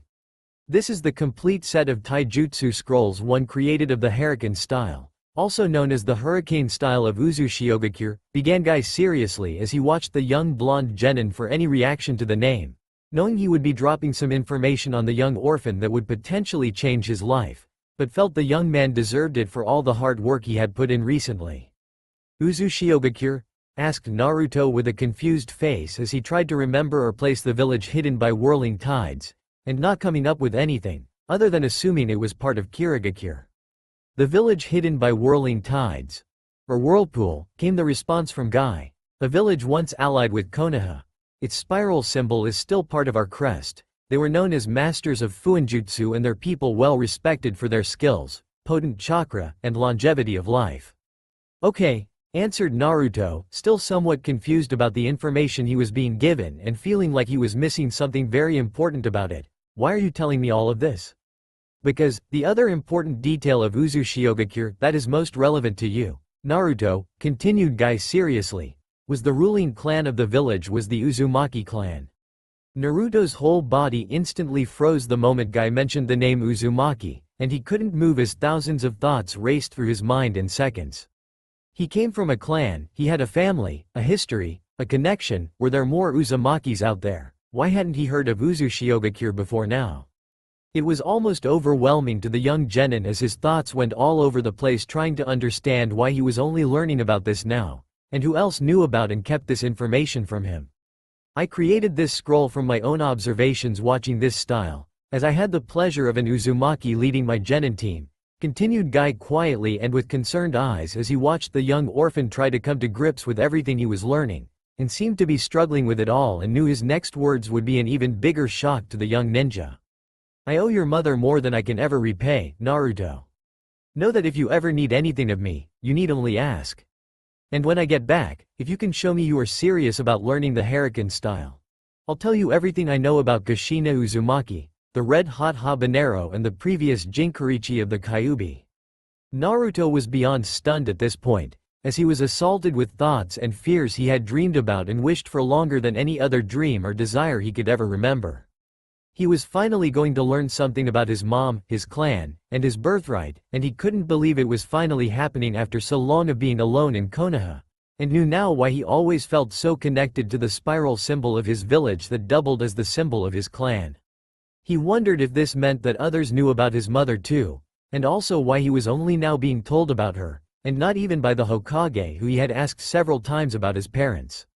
Realizing that he was starting to get mad at all the unanswered questions he had, and all the information that was apparently being withheld from him, he quickly tried to calm down and thank Guy who at least was willing to provide some of that information, even if he wished he had been told previously.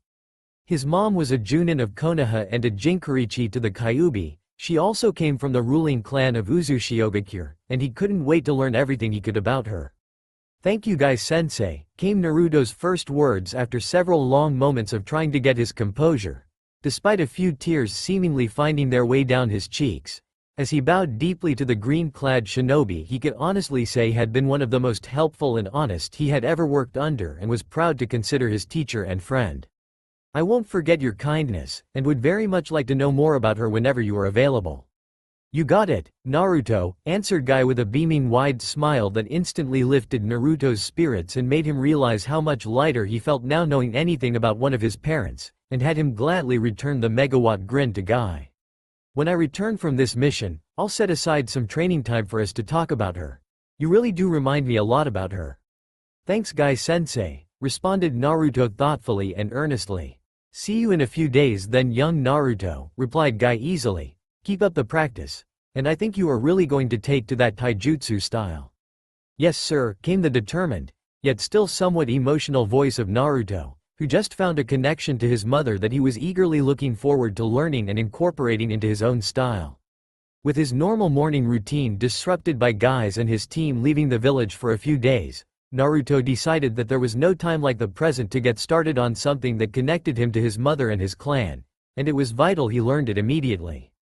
So he spawned a dozen clones to read over the taijutsu scrolls several times before he started at the beginning, going through all of the various forms and exercises until they came to him easily before moving on to the next. Over the next few hours, Naruto methodically tore through the taijutsu scroll prepared by Guy, committing every movement to memory and increasing the amount of clones steadily until he had over 100 working exclusively on incorporating these new moves into his already hodgepodge form. By the time for him to get a late breakfast, so he could continue with his day as usual, he had already gone through the entire scroll once and couldn't wait to keep practicing the new style that seemed much more natural to Naruto than anything he had used earlier. Having a quick meal, he then rushed to Training Ground 7 to find his teammates waiting for him to start their chakra control practice while they waited for Kakashi to appear.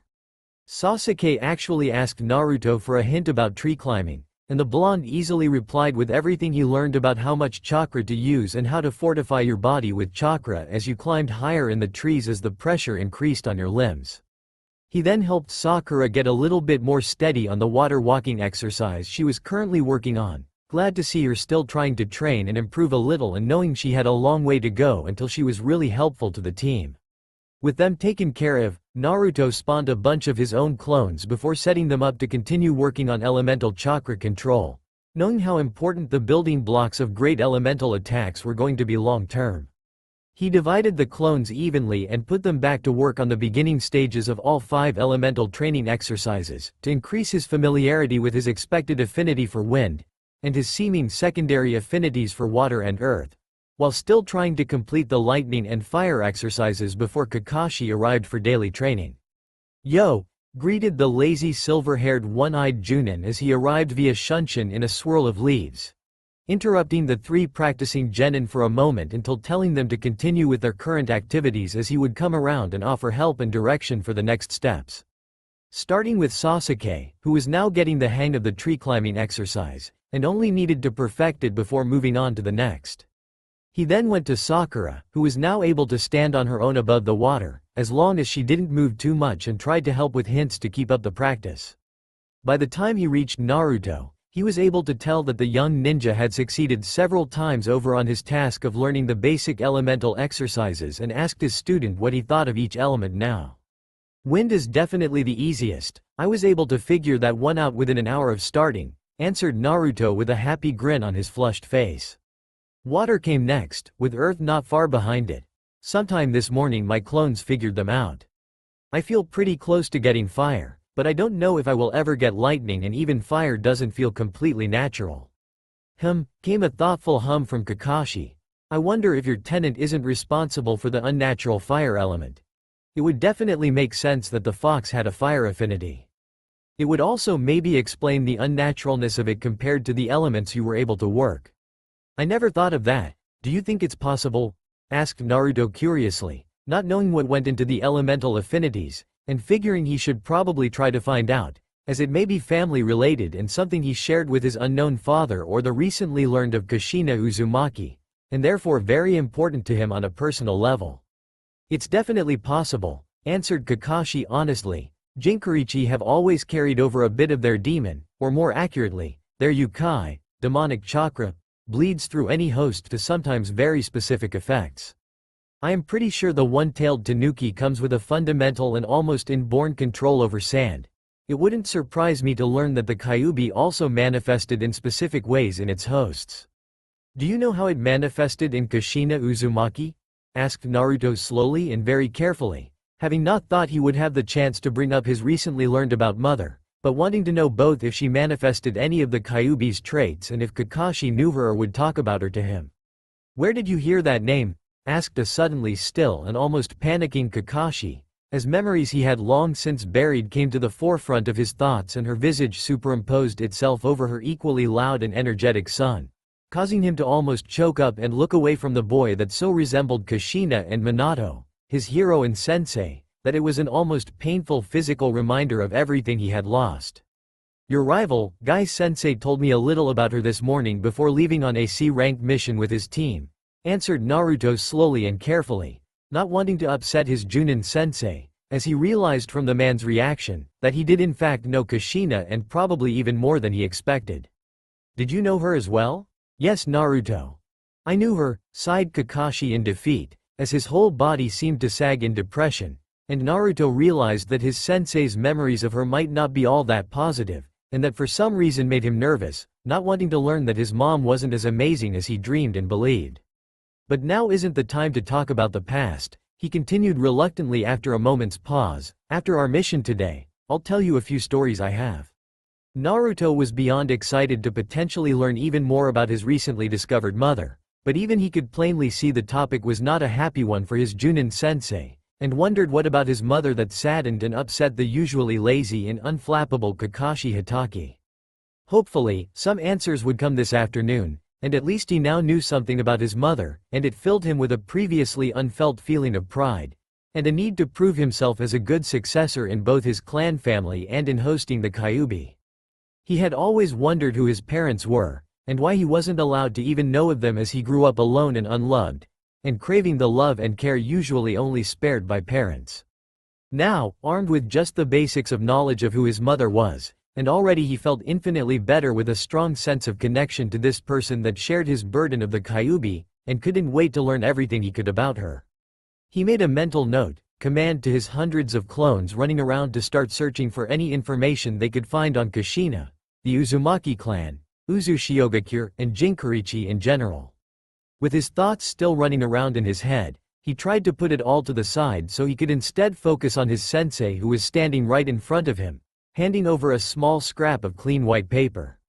"Here, Naruto," started Kakashi once he noticed that his young student was back to listening and paying attention. "This is the chakra paper I was telling you about. Just push some chakra into it, and we will wait and see what your elemental affinity is. It reacts differently to every element, so let's see if your training was correct about your affinities." Naruto eagerly grabbed the chakra paper and sent his chakra into it, causing an instant reaction that had him dropping the paper almost as fast as he grabbed it. The paper instantly split in half rather violently, with one side slowly crumbling to dust as the other was slowly saturated with water, confirming his estimates about his affinities exactly. With that out of the way, Kakashi tried to help with the last two elemental affinities, but quickly told Naruto to just continue working on the basic exercises, if he ever wanted to incorporate lightning and fire jutsus in his arsenal, and that the next step in all the elemental training would come soon. He then instructed Naruto about the exhibition match he was to have the following day in Training Ground 7, against a Chunin opponent he expected Naruto to beat if he came at him like he did that first day for the bell test. Naruto asked if he could prepare the area with traps like he did against his Junin instructor, but was told that he wouldn't be allowed to prepare, as that would give him an unfair advantage that he wouldn't even need. The silver-haired Junin also told him to lower his weights, if not completely remove them, so he could fight at a faster Chunin level, and also to start getting used to moving at faster speeds. "If you show me you are ready, I'll take your training up a notch after this exhibition fight," added Kakashi to the excitedly happy Naruto, who couldn't wait until his training was taken up a notch by his Junin instructor. "Just remember to try your best, and make Guy and I proud." "Yes, sensei," mumbled a slightly embarrassed Naruto, who was unaccustomed to people rooting for him, and not used to others' support or offering him help in the past, and wanted to prove his teacher's faith in him wasn't misplaced. "I'll be ready. I know you will, Naruto," added Kakashi with his usual eye smile, as he nodded at his younger blonde student with a growing smirk on his hidden face at the thought of the dead last crushing a career Chunin in just over a month of real training, and what he was going to do with all the money he won off of Ebisu. Dreaming already of the newest Ichi Ichi Paradise Gold Edition he was saving up for. "Now, go get some lunch and meet back at the mission office in 1 hour for our afternoon chores." Naruto woke up the morning of his planned fight against a Chunin of Konohagakure with a spring in his step, and a lightness on his heart that wasn't there yesterday. Kakashi had kept true to his words, and after their afternoon mission, cleaning the Inuzuka kennels, took Naruto to a ninja bar where the young blonde got his first taste of sake and the promised stories of his mother. He learned a bit about her history, and about the village she came from, Uzushiogakure, who also happened to provide the first Hokage's wife Mito Uzumaki, and the first Jinkurichi of the Kyuubi. He learned that Kushina Uzumaki was very loud and brash, much like him, with an equally uncontrollable verbal tick and more energy than any two people combined. She loved ramen and pulling pranks, was a serious sword mistress, and not someone people ever wanted to mess with, earning herself two very distinguishable and accurate nicknames, the Red Hot Habanero, and the Red Death. She was an above-average Fuinjutsu user, as most Uzumakis are naturally, and had a very unique bloodline that allowed her to use adamantium sealing chains she sprouted from her back that were strong enough to actually hold down the Kyuubi in a limited fashion. That last part about her bloodline was somewhat shocking, and it made Naruto wonder if he could ever activate the adamantium sealing chains, and resolved himself to getting even better at Fuinjutsu to give him the best possible chance to succeed. He was also pretty sure his clan did in fact have another bloodline, as they seemed to be the only family used to seal the Kyuubi, and he wondered if that had to do with the potent chakra and longevity of life that Guy mentioned ran in his clan. Just more things to look up and research to determine the truth, and now with the added knowledge of Kushina, he was even more motivated to get started. But first, he needed to prepare for a fight against a Chunin opponent he hadn't yet been introduced to, and for what purpose exactly he wasn't completely sure but trusted Kakashi enough. Getting up and spamming his usual mass of over 1,500 clones, he set them about their usual training tasks with the added instructions to prioritize learning about Kushina, the Uzumaki clan, and Uzushiogakure. Since the Green Beasts were still currently out of the village on their C-rank mission, Naruto didn't have to meet up with anyone and started his usual morning workout knowing it was really helping him improve and get stronger. By the time he ate breakfast and made his way towards Training Ground 7, Naruto could already see several people present, including, to his absolute shock, the perpetually late Kakashi and the Hokage himself, Sarutobi Hiruzen. He also recognized Kurenai Yuhi and Sarutobi Asuma, the Junin leaders of teams 8 and 10 respectively, fortunately without their students since it was still pretty early. The other group of unknowns contained 5 people, an attractive and half-naked purple-haired woman in fishnets and a trench coat, another attractive dark brown-haired feral-looking young woman with red Inuzuka clan markings on her cheeks that looked a bit like Kiba, a tall slender ninja in all dark blue almost black clothes and bandana with silly round sunglasses on his uptight-looking face, and finally a pair of goof-offs Naruto knew as the Gate Guards, Izumo and Kotetsu. He knew both Chunin, Gate Guards, relatively well, having often been the subjects of one of Naruto's many pranks over the years, and were 2 of the more relaxed and laid back of his usual Chunin pursuers, often finding his pranks really funny. He could tell just from looking though, that one of them was going to be his opponent today, as none of the other observers seemed to be getting ready for a fight, and was somewhat apprehensive about fighting a known Chunin. He knew Kotetsu was the lazier of the pair, but was also the stronger genjutsu user, one of his untested weaknesses, and wondered if he was going to be testing his blood clone's respawning ability to truly keep genjutsu from invading his ever-changing chakra system. "Ah, Naruto," spoke the Hokage loudly, once he saw the approaching genin and getting everyone to turn their attention to the young blonde, and causing most of them who hadn't seen him in weeks to do a double take thinking they were seeing the 4th Hokage in front of them. "Glad you made it on time," he continued with a pointed look at a suddenly sheepish-looking Kakashi, who just bowed his head and pretended to disappear. "Let me guess, he was going to be late," replied Naruto with a laugh as he nodded towards Kakashi. "And you made sure he was here on time?" "Can't have him miss his student's first triumph against a superior opponent," came the quick response from the village leader, especially when he was the one to offer the challenge. "Datbeo Jiji," shouted Naruto with a fist pump, happy for the encouragement from the old man, and hoping to show everyone just what he was already capable of.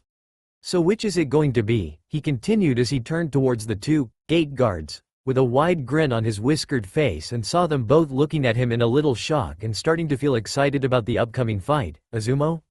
Kotetsu? Both? Both?" shouted Ebisu incredulously, before he began mock laughing in a very condescending way. "Please. This useless genin has no chance against either of them. Let alone both."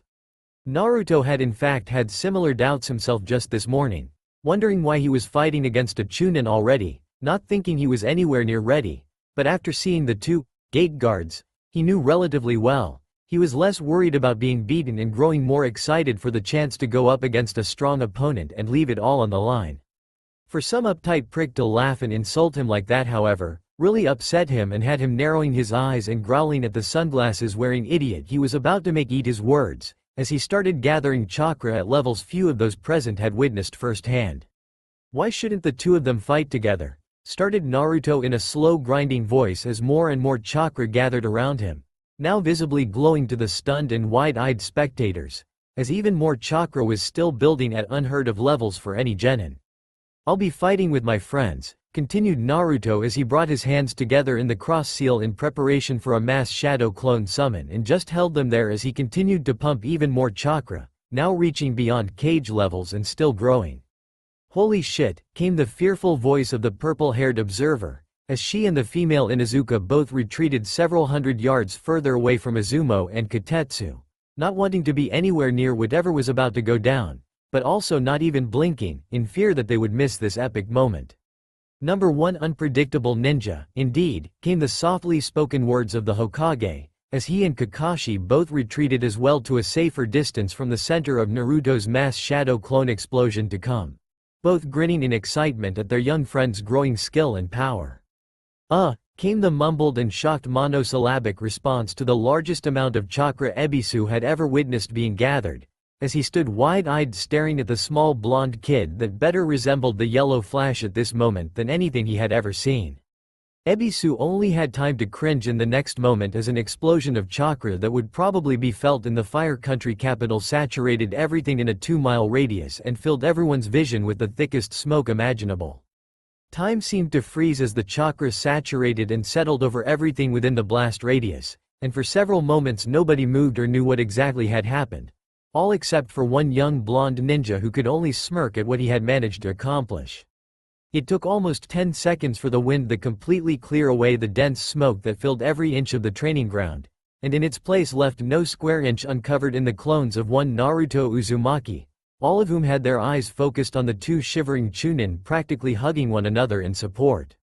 Without being able to actually count, Naruto guessed that he had almost doubled his largest ever spamming of clones, as he had to be close to having 3,000 clones filling up every square inch of training ground 7. With the two Chunin on the back foot, and still in shock from the massive amount of chakra used, Naruto was able to quickly attack them both with the nearest 24 clones, and quickly had them both overwhelmed and tied up with their chakras sealed in under 5 seconds. That takes care of the Chunin. Want to see how I fare against a Junin? Asked the closest Naruto to the still wide-eyed and open-mouthed Ebisu, as he watched in shock as the blonde demon easily dispatched the two Chunin like it wasn't even a challenge, and wondered how the hell Naruto grew so strong so quickly, having been the laughingstock dead last barely over a month ago. Ebisu wasn't however given much time to understand what was happening next, as he was instantly being set upon by a horde of blondes for the next 5 minutes. Ebisu could barely breathe as he fought off wave after wave of Naruto clones, coming at him in small coordinated groups with attacking taijutsu and ninjutsu in support and in very large continuous numbers. The older sunglasses-wearing ninja then tried similar tactics that Kakashi had used during the bell test, first using Shunshin, which didn't escape the notice of so many Naruto clones filling the entirety of the training ground they were using, and then trying to combat shadow clones with elemental and a single shadow clones of his own while the original Ebisu went underground to recover. He was therefore not at all prepared for the echolocation jutsu Naruto used to continually harass and hound him every time he stopped to take a breath and gave him no rest anywhere in the training ground. Ebisu was then forced to keep fighting as continuous waves of Naruto attackers kept coming, and knew he was quickly running out of energy and wouldn't be able to last much longer. He knew he needed to come up with something to combat the young stamina freak, or he would never live down the humiliation of this defeat, and therefore decided to try his favorite larger-scale jutsu. Hoping the fire dragon bullets he was most comfortable using would cut down the overwhelming numbers Naruto still had to his advantage, but wasn't sure if he would have the chakra to outlast every one of the demon's infernal clones. For the next 10 minutes, Ebisu was able to slowly start taking out small groups of clones with his fire technique, but Naruto was smart enough to keep his clones farther apart and in smaller, more manageable groups, so he never lost too many too quickly, all the while continuously hounding Ebisu and keeping him on the back foot. At the half-hour mark from the start, Naruto's clones had been reduced down to almost 1,000 remaining, but Ebisu was at that point on his last leg chakra and endurance-wise and was really struggling to keep the latest waves of Naruto clones from overwhelming him. In a last-ditch effort to protect himself, he created a 10-foot dome of solid earth, and tried to hunker down to outlast the continuous waves of clone fighters. The older Tokubetsu Junin couldn't actually believe it, that the dead last demon container had grown so strong so quickly, but the proof was in front of him and his spamming of shadow clones was obviously the reason for the accelerated growth, and just hoped his earth dome would hold out for a few minutes to catch his breath and come up with something else to turn this fight to his advantage. Naruto, however, was not going to waste any time or give the older ninja any chance to rest, and started sending explosive clones armed with homemade explosive notes, completely covering the dome before detonating. Destroying the earth chakra construct protecting his opponent in a concussive explosion that instantly knocked out Ebisu, caused all those watching to realize that Naruto just beat a Tokubetsu Junin, who while not known as Super Elite himself, was no pushover. They also realized that had Naruto used the clone grade explosion at the start with his 3,000 plus clones, he could have leveled half of Konoha, and that he definitely needed to be taken seriously as an up-and-coming ninja of great promise, just as the third Hokage predicted. Very well done, Naruto, praised Hiruzen with an affectionate smile directed towards the young blonde bundle of energy, whose clones were already cleaning up all the weapons and putting the training ground back to normal before they disappeared into the surrounding wooded area to continue with whatever they did all day. It's not every day a new genin can take on and defeat a pair of chunin or a tokubetsu junin, even if it was in a controlled friendly spar. Not every day, came the sarcastic reply from the purple-haired woman, as she eyed the younger blonde like a piece of meat. With that chakra and those shadow clones, he could probably take on a few junin and walk away. With those shadow clones, came the low and almost quiet reply from the stunned Inuzuka girl, who was still wide-eyed and staring at the impossible feat she just witnessed. He could do anything, learn everything, become unstoppable. Her gaze sort of blanked out at that point as she imagined all the things someone with that much chakra and that many shadow clones could accomplish.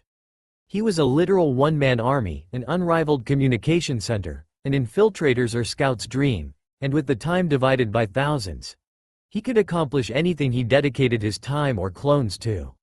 The fact that he was pretty damn hot too didn't hurt, she thought to herself before she realized what she was thinking and began blushing slightly as impure thoughts went through her mind about the young ninja her brother's age. I just wonder if that stamina translates to the bedroom, came the somewhat lecherous question from her purple-haired friend next to her, and making her choke at the bluntness of Anko, and all those expendable clones. Talk about a fascinating fucktoy.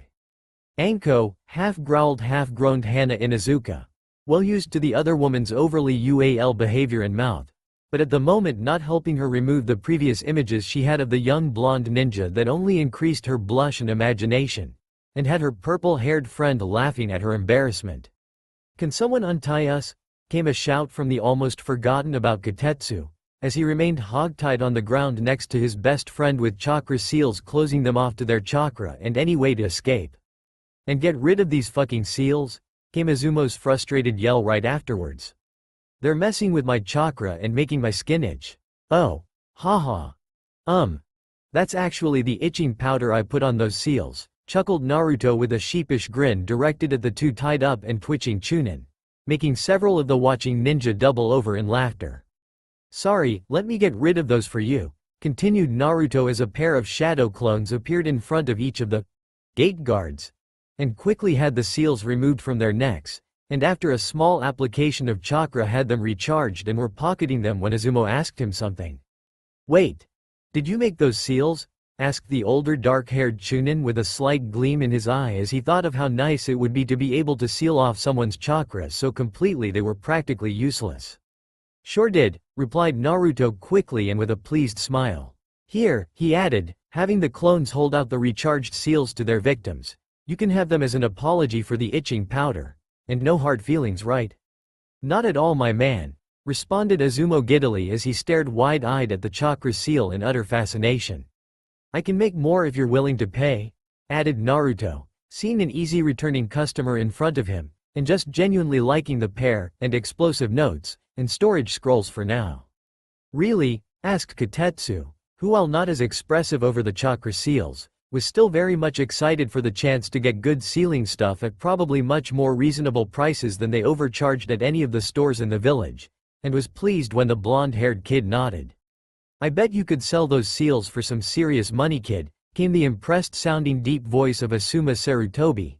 "I know Itoi Higurashi is always looking for explosive notes and storage seals to sell in his store."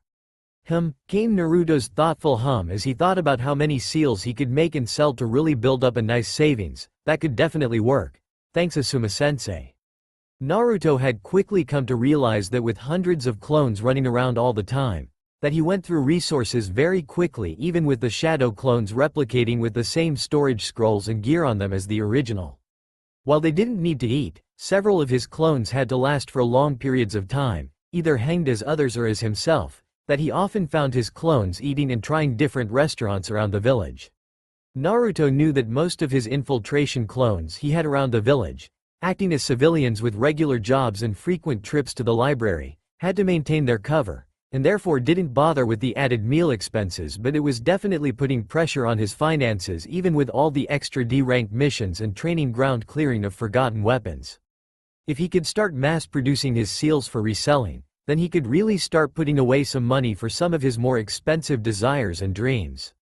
His newest one came in just the last day, after learning about his mother and her clan, something he now felt was his responsibility to continue and grow. If he wanted to do that, he would need some serious money to get a clan compound and start building wealth to be better prepared for everything that would entail. What exactly that would entail, however, did not bear thinking about at this moment, as while now legally considered an adult as a ninja, he knew he wasn't ready for relationships and especially marriage or kids. But that didn't mean he couldn't start planning for that eventual inevitability by gathering resources to himself, and he realized that those resources needed to be more than just money. Clans had libraries of knowledge and techniques, vaults filled with valuables and weaponry, and all seemed to do or provide some service back to the village. "You still with us, Naruto?" asked the kind voice of the third Hokage, interrupting the young blonde's thoughts and reminding him that he wasn't alone. "Ha ha. Yeah, sorry Gigi," responded Naruto sheepishly. "What was the question?" "Ms. Yuhi asked how many clones do you usually train with per day?" came the smiling voice of the village leader, curious himself having watched his favorite blonde on occasion but not fully keeping track of his complete movements. Just train with. Probably 3 to 4,000 a day, came the honest response after the young ninja thought about his average day as of late, and completely missing the complete shock of everyone present and the curious looks from the Hokage and Kakashi, who both noticed the unusually specific wording Naruto used. "And how many total shadow clones do you make a day?" asked the Hokage once everyone else settled down, and had the others realize what was being asked and quickly understood what it meant by asking a very similar but differently worded question.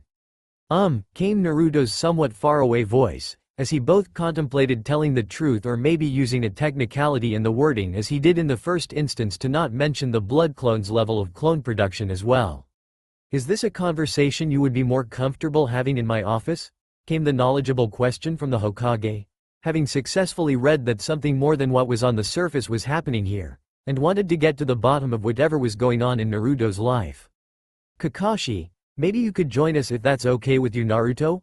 And after a look shared between the two mentioned got a nod in reply.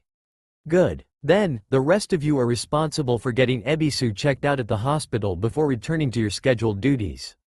"Yes sir, yes Hokage," came the numerous replies of everyone present, before they were left in Training Ground 7 with an unconscious and most likely inconsolable Tokubetsu Junin to take to hospital, and an incredibly talented blonde genin to gossip about.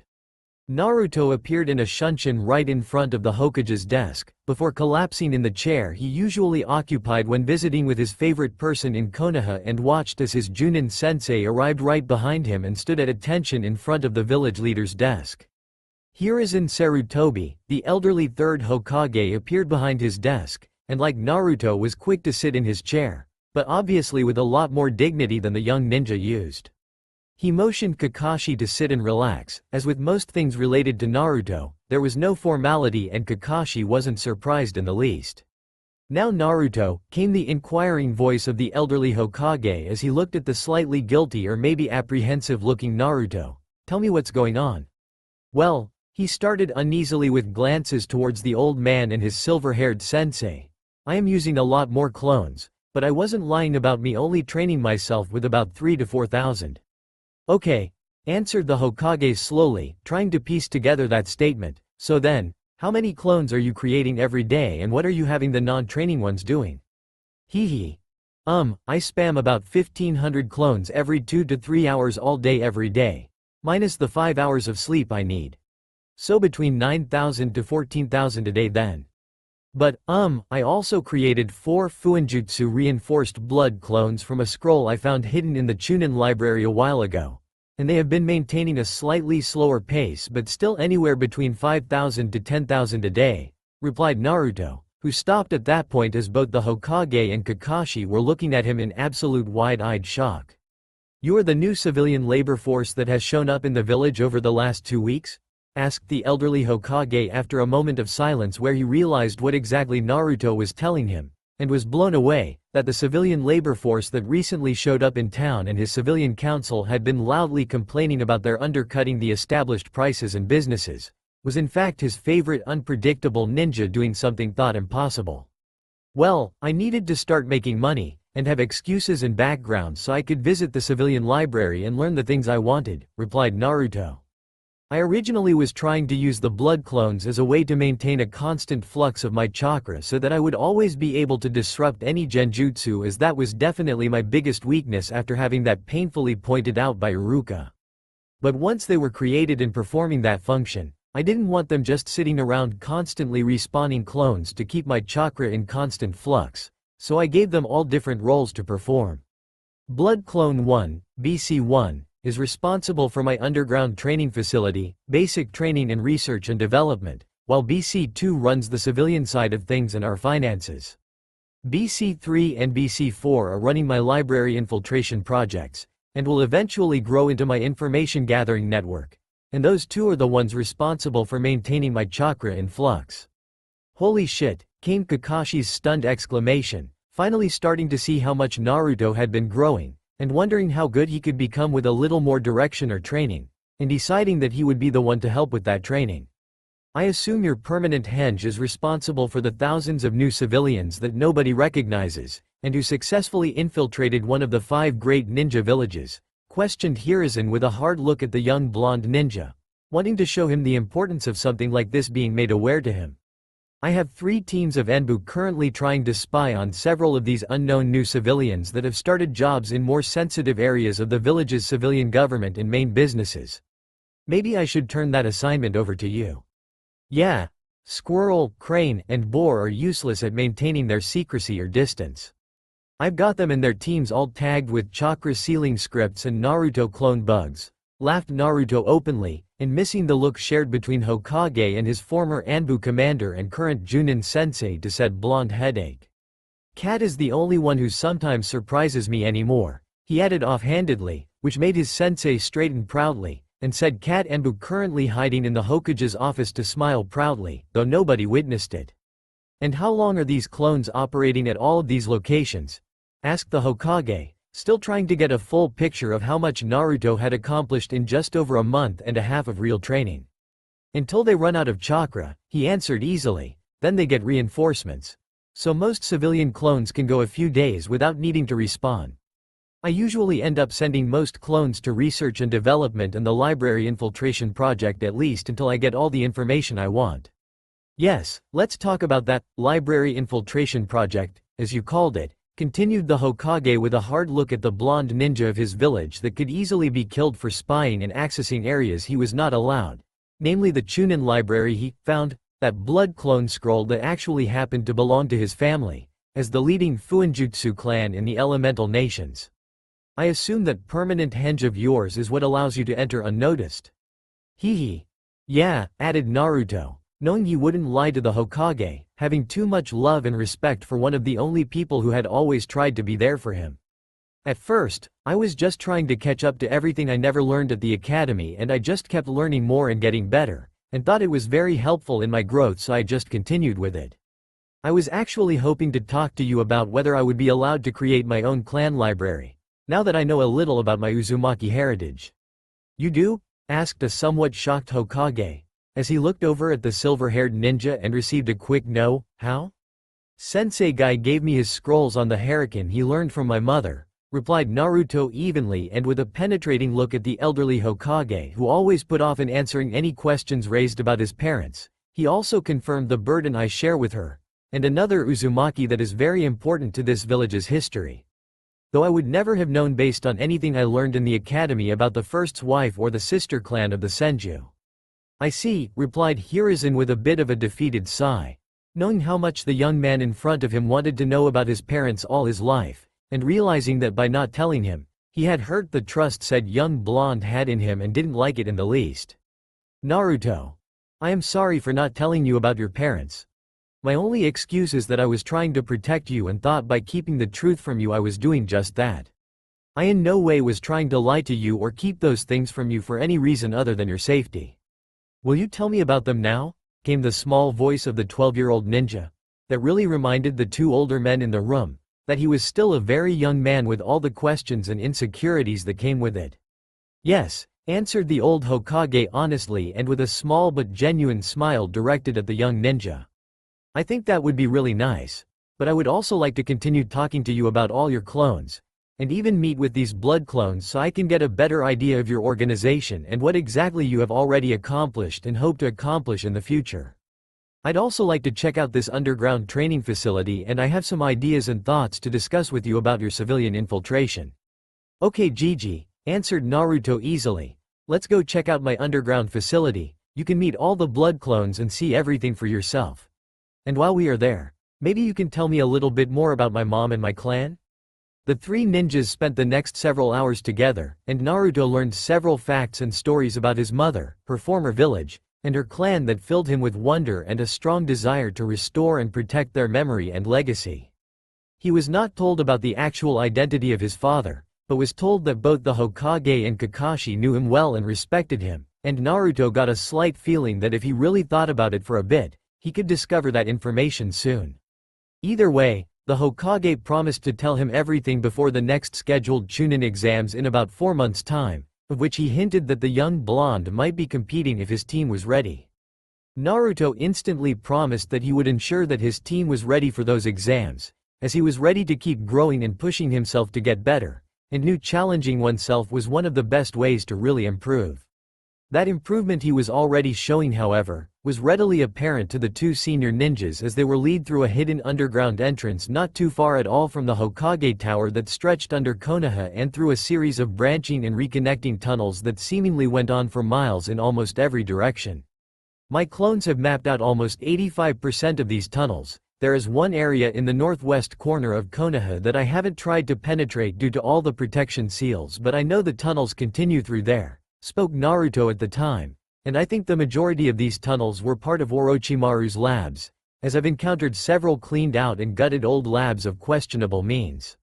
I left them alone and just cleaned out other areas for my own training areas. That led to a quick detour through those old labs for Hiruzen to confirm they did in fact belong to his former student, and after getting that confirmation decided to have Naruto's clones tag and clean everything out. He would then have them write up a detailed report of all their findings, as he couldn't afford to bring in too many people to these tunnels, and it would act as a great test of Naruto's growing skills in other areas of espionage and information gathering needed to be a Chunin. They then made it to the main underground training facility BC-1 controlled, and even after hearing about the amount of Naruto clones created in a day, it wasn't anywhere as impactful as seeing nothing but Naruto in every direction for as far as they could see, working on every aspect of ninja life and all trying to improve with Naruto's boundless energy and determination to succeed in every single one of them. Hokage-sama, came a strong voice shortly after they arrived at the underground facility, where they all saw a kneeling Naruto that looked distinctly different from the original with a crew cut, but was still Naruto in every way. "It is our pleasure, sir, to welcome you to the facility," he continued before rising back up, saluting his Hokage, and introducing himself. "Blood Clone 1 at your service, sir." Hee. The blood clones have all sort of adapted their personalities a bit to better take control of their respective duties, came the original Naruto's reply to the questioning looks from both Hiruzen Sarutobi and Kakashi, after looking at the overly militaristic version of Naruto before them. "We call him the General." That introduction was followed with a quick tour of the many different areas of Naruto clones working on different skills, or perfecting those he already knew, and researching new things to incorporate into his fighting style. They saw the taijutsu teams, the ninjutsu teams, those working on hand seals, those dealing with all 5 elemental exercises, even a large group just getting started on sword training and handling. As they went further into the facility, the groups of Naruto clones were working on less and less physical things, and were soon checking out the clones working on genjutsu, then fuinjutsu, which had its own little wing of the facility dedicated to learning, practicing, and even researching and testing areas. After the fuinjutsu wing, as it was referred to by Naruto, they reached the civilian center, as it was called, where there was much less movement overall, but still a large room with several workstations set up around the outside edges like booths at the market, to replicate different functions and jobs he had seen throughout the village. There were stations set up for tailors, shoe cobblers, fabric weavers, embroidery, pottery, cashiers, bakers, cooks, waiters, and laborers of almost every kind. It was its own miniature version of the Konoha market, manned completely by Naruto clones learning their trades and jobs in a real-life training simulation. When they met BC2, they were reminded again of the very different personalities the blood clones exhibited that spoke to some aspect of Naruto's own personality. Welcome Hokage-sama and Hitaki-san to the Civilian Learning Center, where we prepare clones for the jobs they will experience and also provide extra goods for our stores or to resell, came the flat voice of a smartly dressed Naruto blood clone, looking every bit the responsible civilian. Hello, started the Hokage, before realizing he didn't know this clone's name, and just trailed off until it was filled in. This is CC, replied the original Naruto, short for civilian commander. Very good, tell me CC, responded the Hokage with a focused gaze on both the original Naruto and this blood clone too, better known as CC. How many of the clones are currently working civilian jobs inside Konoha? We currently have 438 civilian clones employed to various civilian businesses throughout Konoha, he answered after checking a thick book he had on the desk next to him.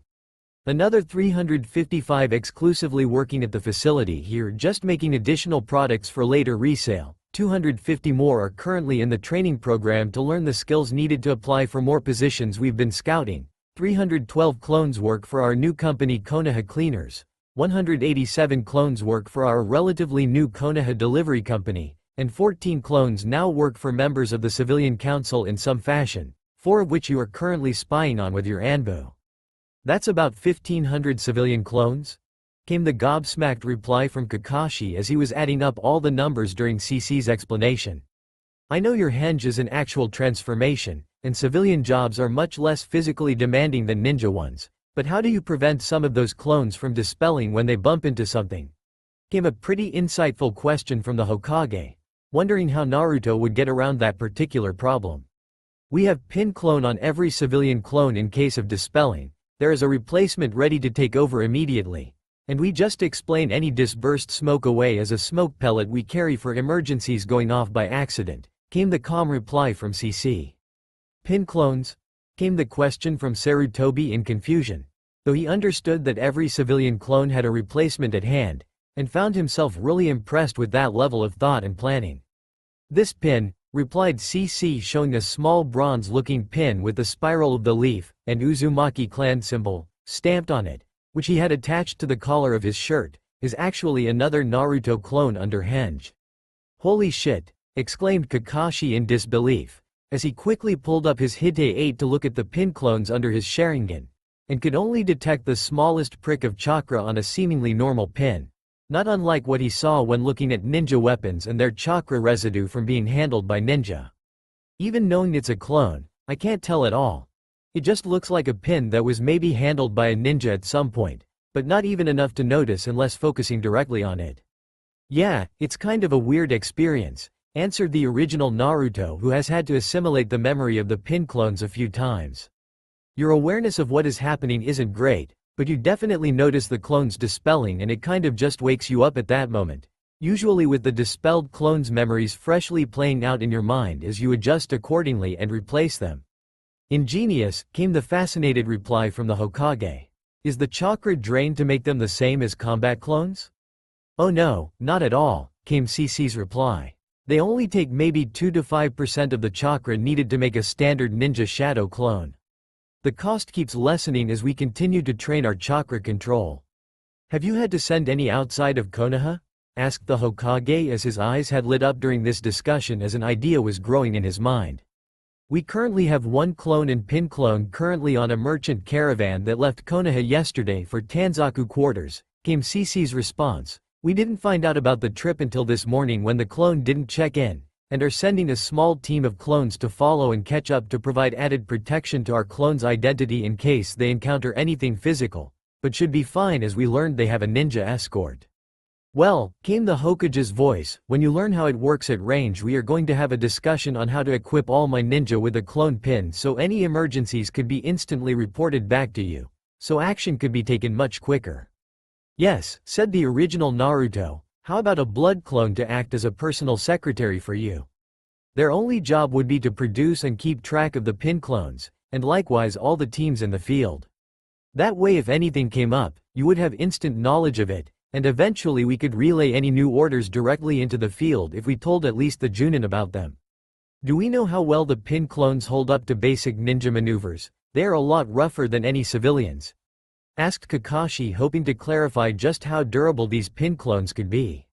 "We'll run some more tests on that and get back to you," answered CC while making a small note about it in the book he carried. Knowing that in seconds this memory would be shared by every Naruto and had no real need to write anything down, but liked the process of it to help him come up with ideas. "We had thought about trying insects, but didn't want to run into any problems with the Aburame clan. Though it would probably be a better way to have more aware clones. But we haven't had much luck on sustaining the bugs over longer periods of time and rough treatment. I really like the idea of all my ninjas having a clone pin in case they have an emergency and need to contact me instantly out in the field, but we would need to run some durability tests," contemplated the Hokage out loud as he thought through the implications. "I think we should schedule a meeting in the next few days to discuss how to strengthen and implement the pin clone idea, Naruto." "Sounds good, Gigi," answered Naruto. "I'll create your blood clone secretary tonight and put them in charge of the pin clone project, so they will always be nearby for emergencies and can always get in touch with me for a meeting or any issues that arise." The conversation after that quickly went back to the original purpose of this visit, which was the amount of civilian clones running around Konoha and all of what they were doing. CC explained their new Konoha cleaning company, which wasn't much different from some of the D-ranked genin missions, but were all exclusively for civilian clients and smaller jobs that probably wouldn't be made missions anyway. It was mostly cleaning small apartments, kitchens, and bathrooms and was pretty new with only a handful of jobs completed at this point, but looked to be relatively profitable due to their free labor force. The Konoha Delivery Company was really just a food delivery service they started after working for the civilian council member, Saidu Misoribo, for one day and realizing the man was blatantly overcharging for his services and then ripping off his delivery employees. They still had 6 clone employees working in his operation, all trying to find dirt and gather evidence against the arrogant and pretty nasty man, while subtly dropping off business cards of his own company at every delivery. It was also through Misoribo that Naruto encountered the other 3 council members he now had clones working for. Sarutobi Hiruzen was very excited to finally be able to do something about the clandestine meetings behind closed doors between the 4 mentioned council members, as he was now being put in a position to finally get some dirt on each of them. He tasked Naruto with trying to get a clone in on any of those meetings and to continue looking into each of the council members and gathering evidence of their deeds. And in a somewhat shocking move, he also gave Naruto carte blanche to continue infiltrating the civilian sectors of Konoha as long as he thoroughly investigated all the places he worked and wrote up reports on all the businesses and people he encountered to finally do a full accounting of their village. He was not blind to some of the darker elements and growing resentment building among the civilian populace, and even with some of the ninja who continued to hang on and harp on to the past and not trying to make their Konoha better. God knows he fights enough with Danzo and his former teammates and now advisors, to know that there are many unhappy with him and his continued rule over the Leaf. One such group was the Civilian Council, and Naruto just handed him all the tools he would need to bring them all to heel or at least know what the hell they were all trying to accomplish. That Naruto was even undercutting some of them and opening rival businesses, was icing on the cake as it reduced their power and influence in the village, both financially and in their weakening social standing while simultaneously increasing Naruto's. They briefly went over the other many jobs the Naruto clones had taken in almost every sector of the village, and in every type of trade available. They were mainly used to help provide and teach himself those services and learn those skills that would eventually allow him to go around any vendor that gave him trouble or refused to serve the real him. He was learning loads of trade skills, the ins and outs of running a business, supply trains and manufacturing of goods, all the while slowly stockpiling skills and resources for himself and his future clan. After their relatively long conversation with CC, the 3 continued to the last part of the tour.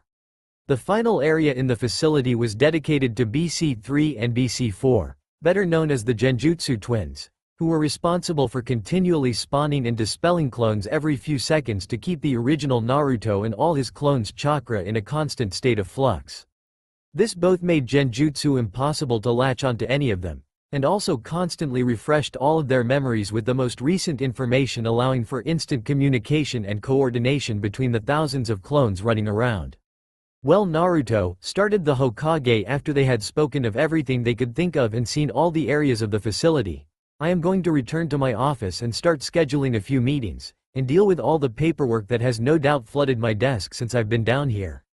Bring your blood clone to my office tomorrow and we can get them set up as one of my secretaries, and let me know what you find out about strengthening your pin clones so we can start getting a plan up and running to provide one to every ninja in our employ.